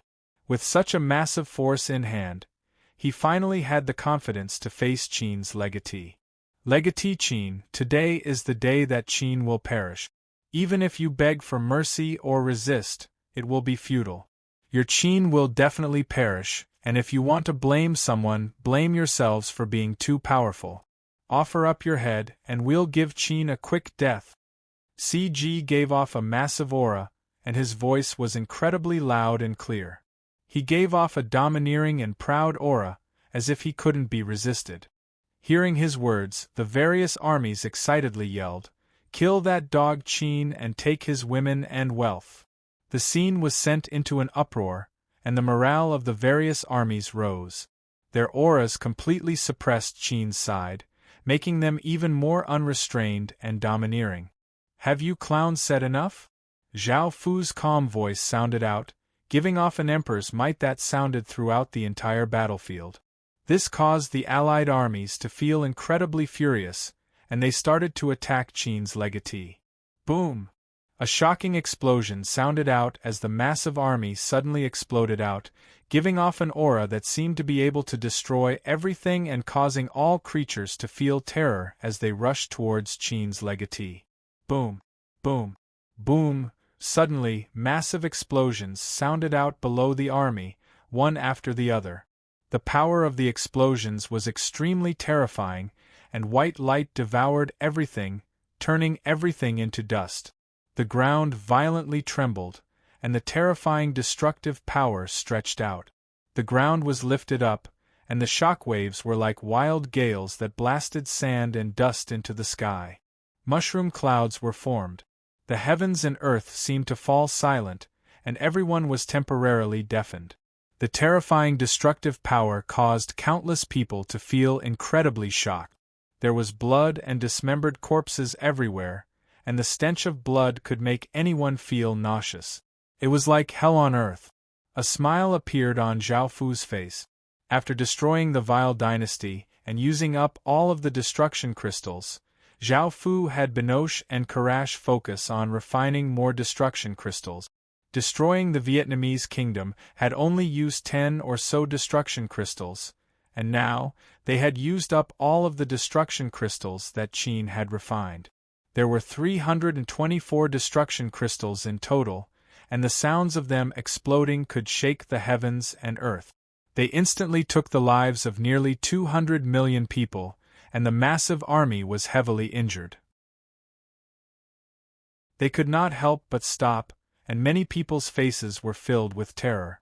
The various factions' leaders' expressions were also quite unsightly. A quarter of their forces had been instantly killed, and the city lords could not be careless. They exploded out with terrifying power, causing the heavens and earth to dim as they rushed towards Qin. 30,000 city lords were enough to destroy Qin. The soldiers below regrouped and roared as they charged at Qin. Facing the charging army, Qin stood there like a massive mountain. Facing the charging city lords, Qin pushed out 100 massive ballistae. These were dragon-slaying ballistae, and there were originally only 30 of them, but 70 of them had been obtained from battles. These 100 dragon-slaying ballistae gave off savage and ferocious auras, and there were 10 or so meter-long golden talisman bolts on them. Boom! Boom! Boom! Rays of golden light containing immense power instantly tore through space, and they were incredibly fast as they shot towards the incoming city lords like bolts of lightning. This gave some of the city lords a big fright, and they hurriedly unleashed defensive barriers. However, the massive rays of golden light easily pierced through the defensive barriers and pierced through a city lord's chest before piercing through another city lord's chest. 10 or so kilometers away, a muffled explosion sounded out as 100 or so golden bolts that were 10 or so meters long stabbed into the ground. There were 2 or 3 city lords' corpses on them, creating a horrifying scene.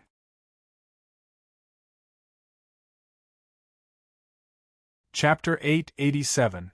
This caused most of the city lords to hurriedly scatter, and they became incredibly careful. These arrows were simply too terrifying and could easily kill city lords.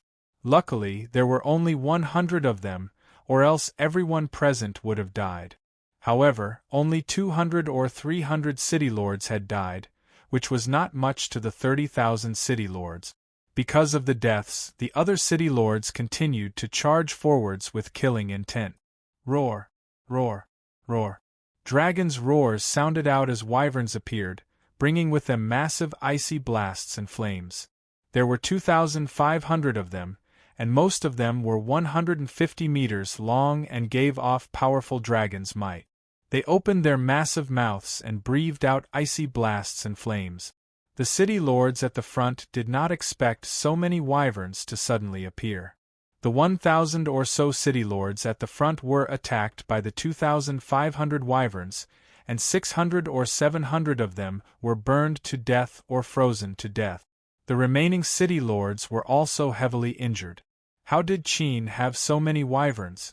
What's more, all of their auras were so powerful. Everyone felt quite shocked that so many wyverns had suddenly appeared. Roar! Roar! Roar! 1,000 giants wearing heavy armor and holding heavy weapons appeared, giving off a berserk and murderous aura. They leapt into the sky and swung their massive weapons, crushing the injured city lords who had just escaped from the wyverns' attacks into meat paste. What kind of monsters were these? Sensing these giants' auras, everyone felt as if they had fallen into icy water. These 1,000 giants were naturally corpse soul commanders, Just like the 2,500 wyverns, they had fused with City Lord seals and were incredibly powerful. Before, Zhao Fu had fused with the 3,500 City Lord seals that he had obtained. No matter if it was the Corp's Soul Commanders or the wyverns, this was the first time they had appeared as Qin, and they were incredibly powerful. Now that 1,400 City Lords had died, the other City Lords felt a chill in their hearts. 1,400 City Lords were enough to rule over a territory, and yet they had died just like that. However, they still had 28,000 or so City Lords, so they had a great advantage. As such, they continued to charge at Qin. Boom! Boom! Boom! 8 massive bodies giving off heaven-toppling auras appeared in the sky. The massive might seemed corporeal, and all of the City Lords felt their bodies sink. The air seemed to freeze, and countless people felt terror. CG's expression was quite unsightly. The 8 aquatic beast kings that dominated the fish-scale world had been subdued by Zhao Fu, and they seemed to be even more powerful than before. The thousands of City Lords that rushed up were instantly sent flying by the 8 aquatic beast kings' explosive power.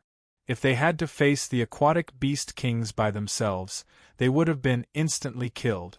The City Lords could only join together to resist these 8 aquatic beast kings. However, CG's expression did not change much because he had countless City Lords under his command. He immediately used 8,000 or so City Lords to suppress the 8 aquatic beast kings. Moreover, some of the City Lords were sent to deal with Great Qin's wyverns and giants. They still held a great advantage, but the situation suddenly changed. Massive waves of eerie, gray fog rushed towards the City Lords, causing their expressions to fall. They had obtained a lot of information about Great Qin and understood that the dark ghost world that Great Qin had unleashed contained powerful illusions. As such, they immediately retreated, but gray fog flooded out from all directions, surrounding them. In an instant, thousands of City Lords once again lost contact with each other. 200 ghost illusionists appeared from all directions, and 100 ghost summoners acted. Massive amounts of ghostly chi flowed out of the ground as 10 or so meter-tall ghosts were summoned and charged into the ghost-filled region. These ghosts all had power comparable to City Lords, and the dark ghost world's effects were quite weak against ghosts. The gray fog was definitely their home ground. Pained cries sounded out from within the gray fog, and there were also sounds of battle. It seemed that the City Lords still had some fighting power. However, out of the 28,000 or so City Lords, more than half of them had been pinned down or slaughtered, and the 100 dragon-slaying ballistae continuously shot down the City Lords who had fallen behind. Qin's various methods caused the countless factions to feel quite shocked. However, even though they only had half of their City Lords left, they still had a great advantage. The various dynasty legatees did not continue to watch and exploded out with terrifying power as they rushed at Qin, and the remaining City Lords also rushed at Qin. City Lord Qin's 8,000 City Lords, which included the ministers and generals, also exploded out with powerful auras as they met the attacking City Lords, and the two sides started to fight. Zhao Fu faced the attacks of 22 dynasty legatees by himself, and the power of both sides clashed in the sky. Explosions sounded out in all directions, and the terrifying shock waves caused the heavens and earth to dim, sand and rocks to fly, and trees to sway. The soldiers below also charged at Qin, and at that moment, terrifying auras once again rose up from beneath the ground. Flames flashed in some places, and the ground was turned into lava by the heat. The countless soldiers did not even have time to cry out before they were burned into dust. In some places, the ground suddenly turned into sand, and the soldiers' bodies also turned into sand, dying in terror. In some places, an incredibly cold aura flowed out, instantly freezing everything. The soldiers were all turned into ice sculptures, and their life auras disappeared. In some places, the ground exploded out with countless bolts of lightning, and the soldiers within were all turned into charcoal. This was the power of the disaster pearls, and even though there were not many of them, they were incredibly powerful. They covered dozens of kilometers, and they once again reduced the number of soldiers by 100 million. Boom! Boom! 10 black pillars of light shot into the sky, and countless traces of deathly aura madly gathered, forming a massive vortex in the sky. A black magic formation filled with deathly aura appeared, and the 10 disaster cavalrymen started to cast undead disaster. Roar! Roar! Roar! Terrifying roars sounded out in all directions as a massive undead aura flowed out, causing the surrounding temperature to plummet. 5 million undead creatures led tens of millions of skeletons as they attacked the army from the other side. These 5 million undead creatures were the aquatic beast corpses that Zhao Fu had collected, and they were finally put to use. Although the 5 million undead aquatic beasts were relatively small in number, when they charged forward, no one could stop them. Countless people were either sent flying or crushed into meat paste. Qin Empire's army, hear my orders! Sword Mountain Corps, hear my orders! Fire Corps, hear my orders! Loud shouts sounded out as the soldiers of the various corps quickly gathered together and shouted, "Military aura formation! Roar!"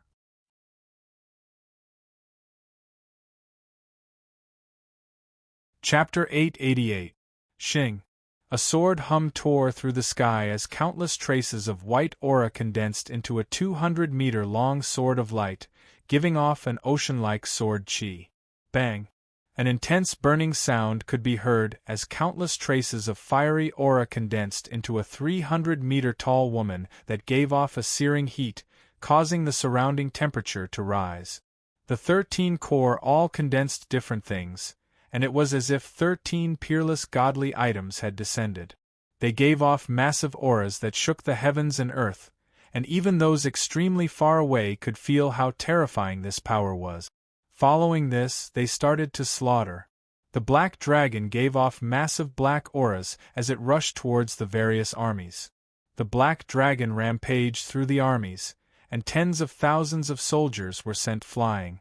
The black auras that the black dragon gave off were incredibly powerful and were not something that ordinary soldiers could defend against. The massive sword of light gave off massive sword chi and shot into the army like a ray of light.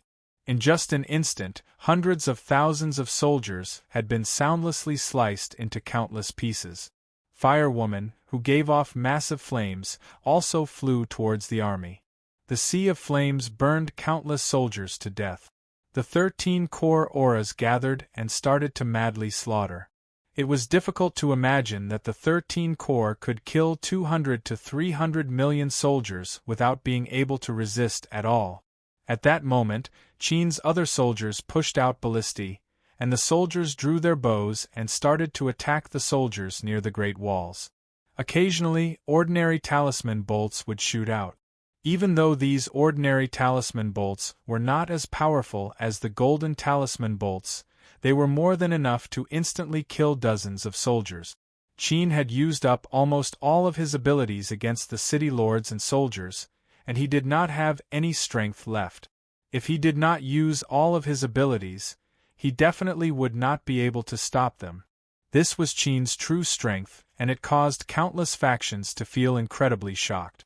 They could not imagine that with so many city lords and soldiers, they would not be able to gain an advantage against Qin at all, and they were even at a disadvantage. Boom! A massive explosion sounded out as Zhao Fu slashed out with his sword, sending out a massive storm of deathly aura, forcing back the 20 or so people surrounding him. Everyone felt quite shocked at Prince Qin's power. With just a single royal seal, he was able to suppress 20 or so of them. Seeing the number of casualties increasing, CG understood that if this continued, their side would lose sooner or later. Everyone, quickly use your nation armament's power, or else we won't be able to kill Prince Qin. CG yelled. Boom. CG was the first to explode out with a powerful aura as he circulated his fate and unleashed the true power of his nation armament. A boundless might spread out as 9 massive bronze cauldrons appeared in the sky, giving off a power that seemed to be able to suppress all worlds. Boom!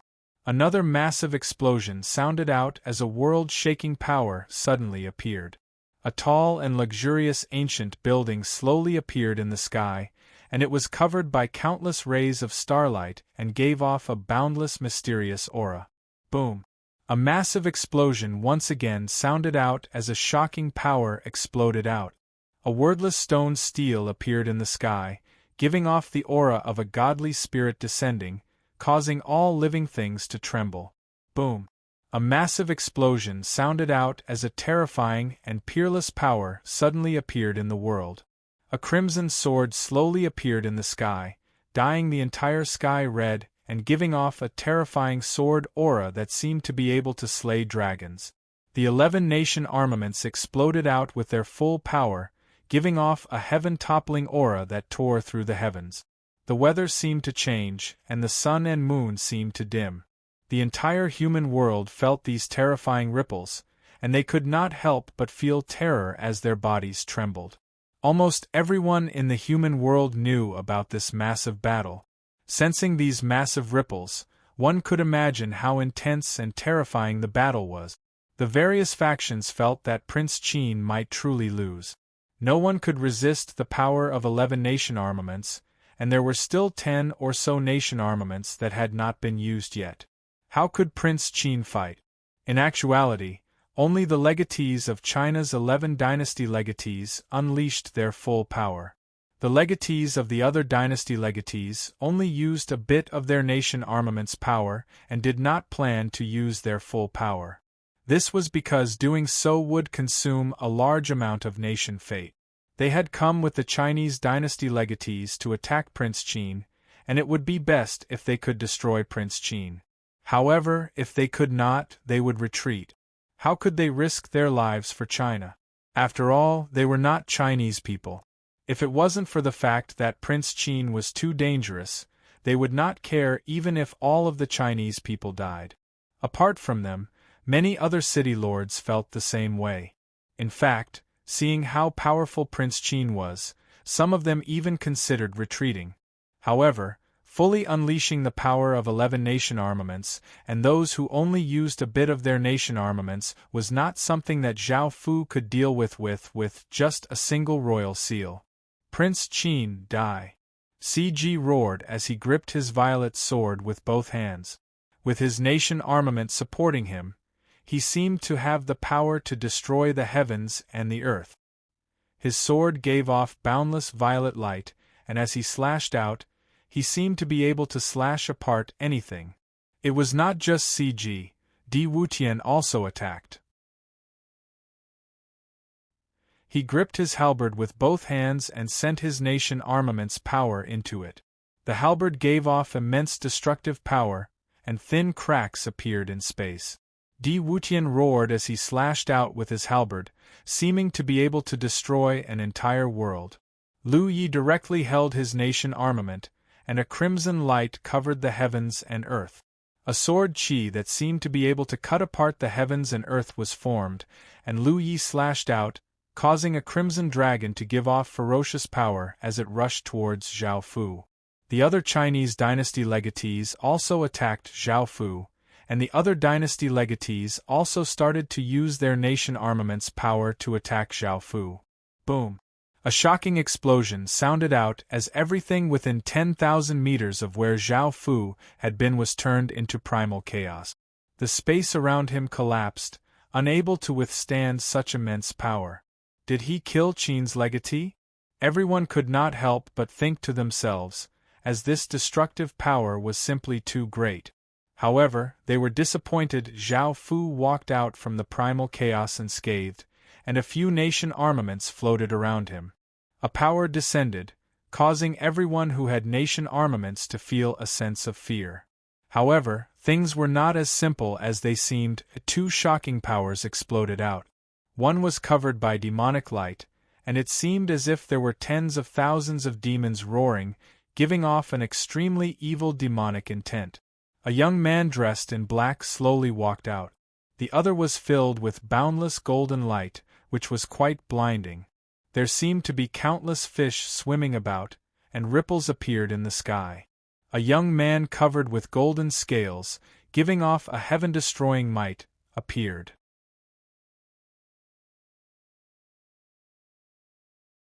Chapter 889. These two people giving off powerful auras were the world protectors of the two worlds. One was the dark demon world's Emochi, and the other was the fish scale world's Yuxian. As the world protectors of the two worlds, they wielded terrifying power.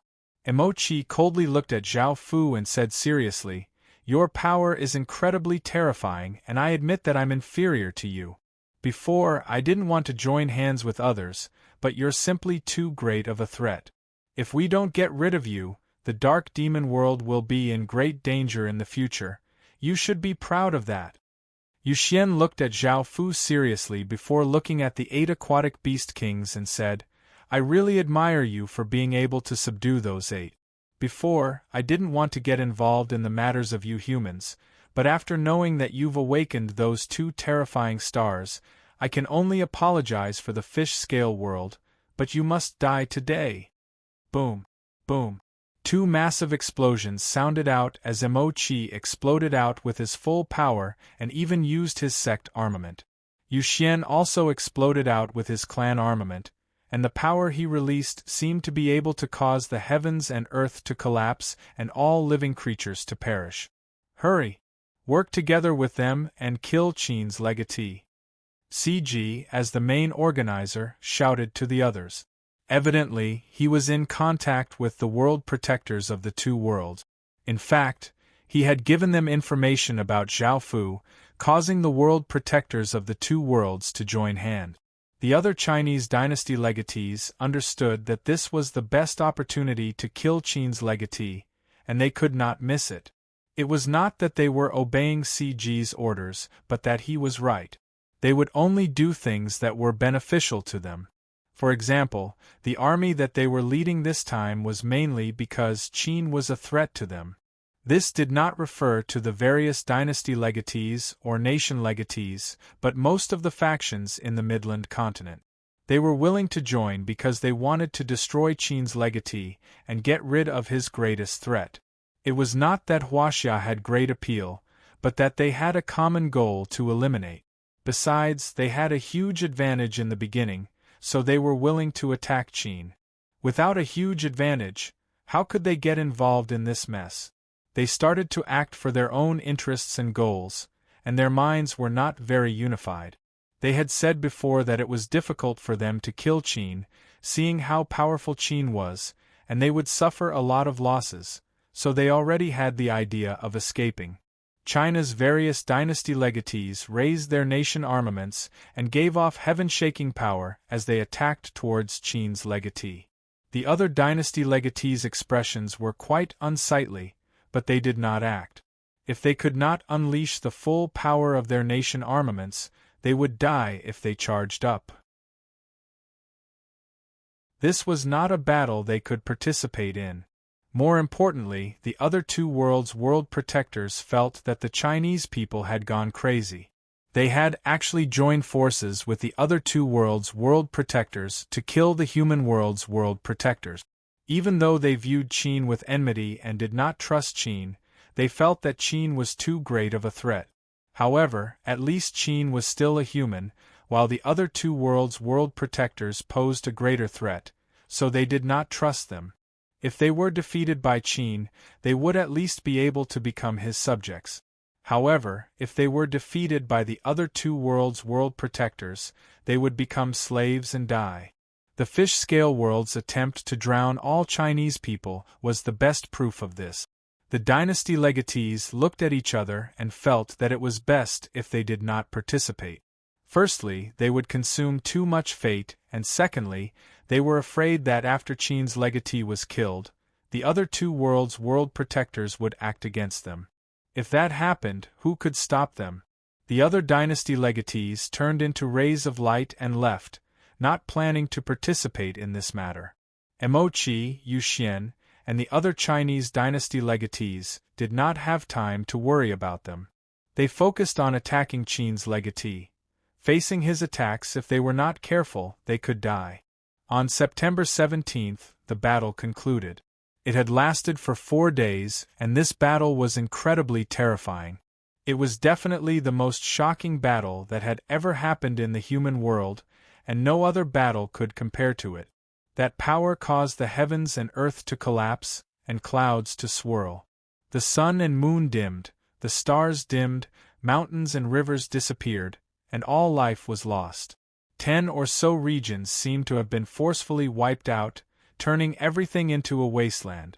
All life disappeared, and it was like the end of the world. The remnant aura of destruction caused countless people to feel incredibly terrified. The final outcome of the battle was that the two world protectors were heavily injured and on the verge of death, and the Dark Demon world and Yuxian world were shaken. The legatees of China's 11 dynasties, the Shang dynasty, the Jin dynasty, the Sui dynasty, the Song dynasty, and the Qing dynasty, had all died. Under the leadership of Qin's general Bai Qi, his terrifying army split into 5 teams and simultaneously attacked the 5 dynasties, destroying them. As for the remaining 6 dynasties, their legatees had been heavily injured and had completely disappeared. It was impossible to find where they were, and they had most likely migrated en masse.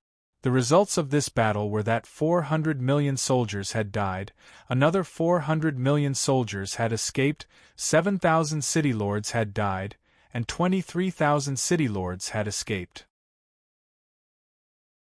These city lords had come from different factions, kingdoms, and continents, and it was impossible for them to be united.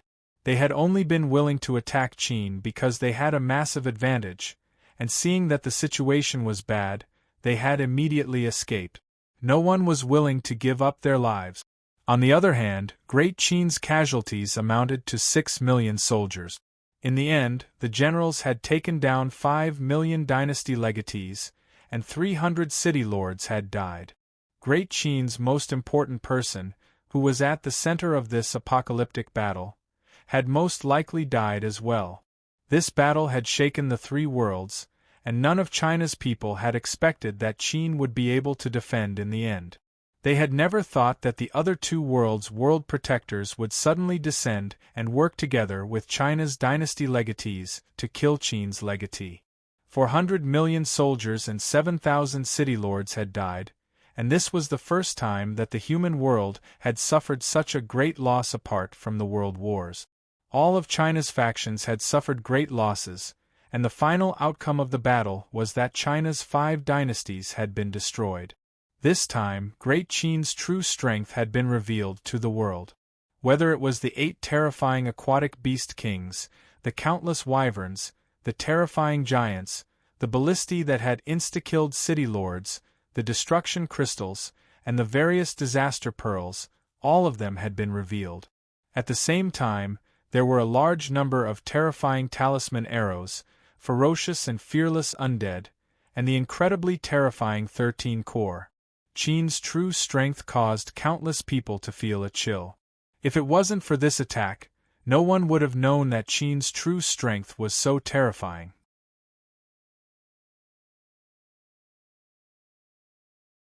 Chapter 890.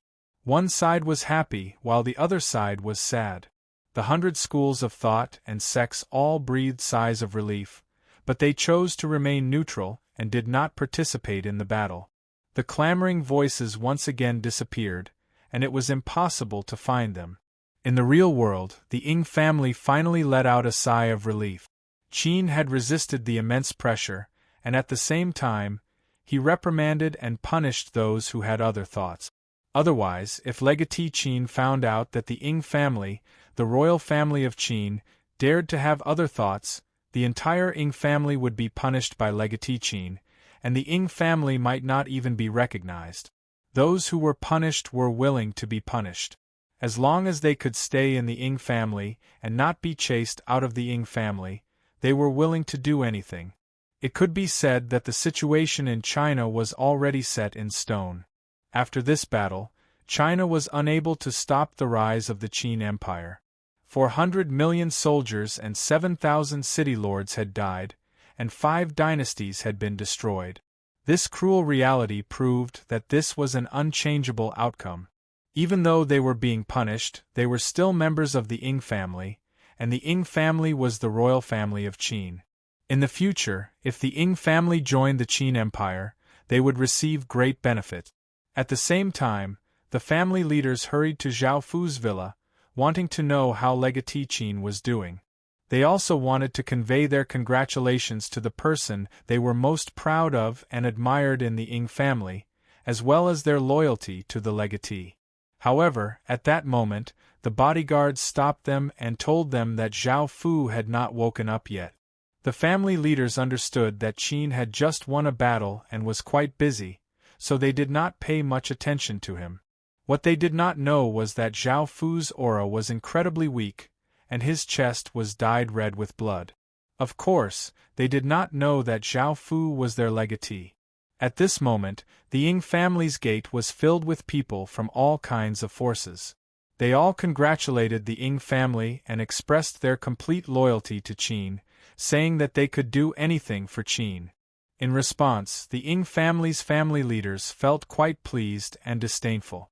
Before, these people had been trying to avoid Great Qin, and now they were sticking to Great Qin. Did they really think that Great Qin was a place that they could come and go as they pleased? Facing the Ying family's disdain and contempt, the forces could only feel regret. If they had known that this would happen, they would have believed in Qin. Now, the situation in China had been settled, and no one could change it.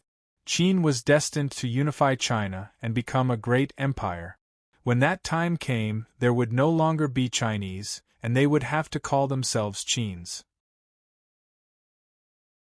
At this moment, they could only think of all kinds of ways to join Qin.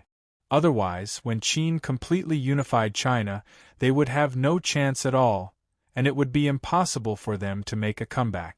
As the most powerful force in China, the government had no choice but to lower its head to Qin. Even though they did not have a dynasty legatee, they had sent a large number of city lords and soldiers to attack Qin. They had suffered great losses this time.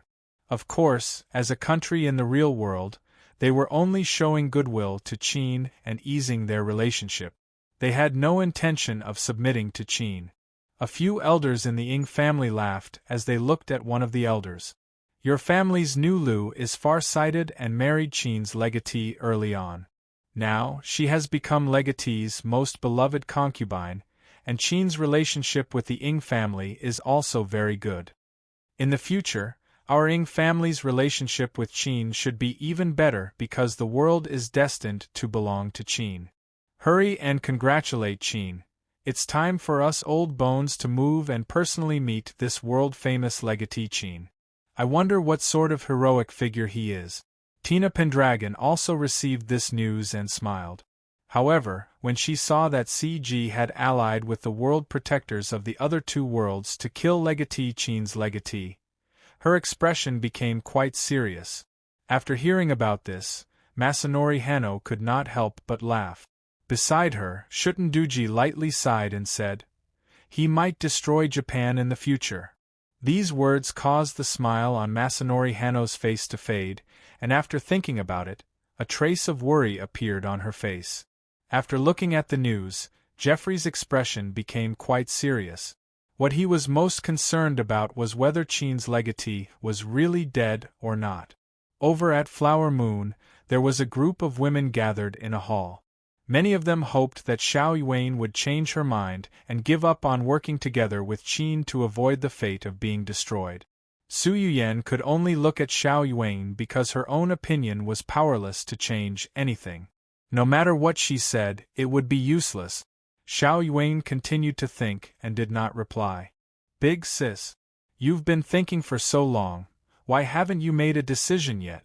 Flower Moon has always been neutral, and working together with Qin has already deviated from our principles. At most, we can remain neutral this time. There's nothing wrong with that." A woman in red said, and the other women all agreed, hoping that Xiao Yuan would make the decision to cut ties with Qin. "Big sis, Qin really can't be saved this time. I heard that there are 2 other world protectors working together to kill Qin's legatee. How can Qin win? A woman could not help but say. However, Xiao Yuan was still sitting there and thinking deeply. She did not reply to them, nor did she make a decision. This made the other women feel quite anxious. However, at that moment, news of the battle's outcome arrived. Qin had resisted the world protectors. This caused the women to be speechless and look incredibly shocked. Even though they knew that Qin's legatee had most likely died, Qin had indeed stopped the army. If she had made that decision, the relationship between Flower Moon and Qin would never be good again. Now, they felt quite fortunate that Xiao Yuan had not made a decision in time. Now that Qin had unified China, they could no longer change it. As such, as Qin's partners, they would receive many benefits. A trace of a smile appeared on Su Yuyan's face as she looked at Xiao Yuan. Xiao Yuan inwardly let out a sigh of relief. She had endured immense pressure to believe in Great Qin, and she had even been thinking about what Flower Moon would do after Great Qin perished. In the end, Qin had not let her down, and he had once again stopped the army and determined the situation in China. Now, Xiao Yuan felt that it was time for her to personally see the legendary legatee Qin. However, at that moment, apart from Bai Lu, there were 2 or 3 other women whose faces were pale.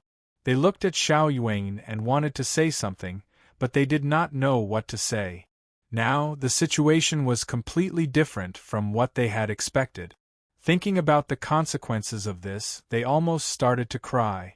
However, they still had a trace of hope, which was that the information they had provided about Great Qin had not been leaked.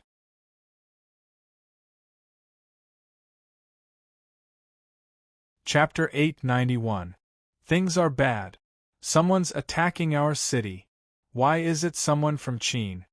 Cries of shock and panic sounded out from outside the hall as powerful auras descended on Flower Moon City. The women who had held on to a trace of hope immediately felt their hearts sink when they heard this news. Tears flowed out of their eyes as they tried to say something. However, Xiao Yuan immediately guessed why Qin had attacked Flower Moon City. Hurry and leave. Try not to enter the Heaven Awakened world in the future and stay in the real world, Xiao Yuan yelled with a pale face. The other women did not understand what was going on, but they instinctively chose to listen to Xiao Yuan. Just as they were about to leave the Heaven Awakened world, it was too late. By now, they had activated their battle state and could not leave the Heaven Awakened world. Boom! An explosion sounded out as dozens of people giving off powerful auras appeared in front of the women, looking at them coldly. In actuality, Zhao Fu had not only been on guard against Flower Moon, but had also been secretly collecting information on Flower Moon. As such, he knew quite a bit about Flower Moon and had been able to reach Flower Moon's headquarters in time. Su Yuyan still did not understand what was going on, but facing the sudden attack on Qin, she said angrily, "Could it be that your Qin is such an unreasonable person? Why are you suddenly attacking Flower Moon? We're allies." The leader, the man with the strongest aura, coldly harumphed and said, "We're here on Prime Minister Li's orders to capture traitors." Su Yuyan did not understand why they had suddenly decided to betray Qin. However, the leader did not give them a chance to explain and gave the order to capture all of Flower Moon's people. In less than a day, all of Flower Moon's main members had been captured, and everyone related to Flower Moon was hunted down by Qin. The massive Flower Moon was almost completely destroyed in an instant. Qin's actions in the 2 neighboring worlds caused a massive commotion. It was the first time that the people of those 2 worlds had heard of Qin's name. Qin's legatee's name was like thunder in their ears, shaking their bodies and souls. The 2 most powerful people in their worlds had worked together with 10 or so nation armaments, but they had still been defeated. Even their world protector had been heavily injured and had escaped back to his own world. They were well aware of how terrifying their Tao protector was. Ordinary people could only look up to him, but even their combined forces had been defeated. Just how strong was this Crown Prince Qin? How could it be so terrifying? Although he had not seen the battle between them, he could imagine how terrifying the battle was. It was truly at the level of destroying the world. The dark demon world, who had been looking down on the human world, fell silent after hearing about this. They had once again underestimated the human world and had never thought that it would be so terrifying. That Prince Qin was truly a peerless expert. This time, none of the factions dared to look down on the human world, and they silently raised the human world's danger level. This was because reality had proven everything. The fish-scale world's legatees also looked incredibly shocked. They had always feared Yu Xian because Yu Xian was incredibly powerful and could deal with them with a single hand. Apart from his immense talent, he had also been in closed-door cultivation for a long time. His power naturally exceeded what the legatees could believe. This time, Yu Xian had taken the initiative to attack, making the legatees feel quite delighted. They had thought that with Yu Xian's power, he would be able to sweep through the human world. That way, they would be able to take revenge for the humans poisoning the fish-scale people. However, they had never thought that the powerful Yu Xian would be defeated and almost die in the human world. Just what kind of existence was this Crown Prince Qin? It was not just the factions from the two worlds who felt great fear towards the human world's world protector. This was the first time that countless ordinary people had heard about Crown Prince Qin, and they knew just how powerful and terrifying he was. Countless people could only sigh as they looked up at him. After hearing about how powerful Crown Prince Qin was, everyone could not help but feel quite curious. Had Crown Prince Qin died in this battle? It was said that they had seen him and the other two world protectors unleash their most terrifying attack. By now, the other dynasty legatees had already run away. The three world protectors had unleashed a trace of the world's source energy, which was a trace of power given to them by the world's consciousness. It could be seen just how intense the battle had been. The two sides' attacks collided, and in the end, the two world protectors were not a match for the three world protectors and escaped with their last breath. Crown Prince Qin fell from the sky, and some people saw 6 fist-sized holes in his chest. With such injuries, it would be incredibly difficult to survive. However, with Crown Prince Qin's terrifying strength, it was possible that such injuries would not be able to kill him. As such, it was said that he might have died but not necessarily. Now, no one knew if the other two world protectors had been able to harm Crown Prince Qin's main body in the real world. After all, even if his main body was fine, if his clone died in the Heaven Awakened world, it would not have much of an effect on Crown Prince Qin. At most, his cultivation would be reduced to 0. Everything else would be bound to his soul, so he would not lose anything. Apart from Crown Prince Qin's people, no one else knew about Crown Prince Qin's situation, so they could only guess. Back at Crown Prince Qin's bedchamber, countless ministers were anxiously waiting outside because their majesty was indeed in danger. Zhang Baishu and many imperial physicians were treating him, but the situation was not looking good. None of them could do anything and could only wait outside. Li Si hurriedly ordered people to gather medicine and send it to the palace to treat His Majesty's injuries. This had lasted for more than a day, and no one had come to a conclusion yet. All of the internal affairs were under Li Si's control. He had been appointed as Prime Minister by Zhao Fu, while Bai Qi controlled the military, so everyone had to listen to their orders. Whether it was attacking the 5 dynasties or capturing Flower Moon's people, none of this had been directly ordered by Zhao Fu. Because of the urgency of the situation, Li Si, Bai Qi, and the various Crown Prince Qin's people had discussed it. Everyone anxiously waited outside for a day before Zhang Baishu opened the door. Everyone looked at him and hurriedly asked, "Imperial Physician Zhang, how is His Majesty?" Zhang Baishu's tense expression relaxed, and a trace of a smile appeared on his face. His Majesty's situation had stabilized, and there was not much danger for now. However, His Majesty was still very weak and needed to be carefully taken care of. You're tuning in to the Phoenix Knights YouTube channel. Don't forget to subscribe and join us on this journey to catch the most captivating stories.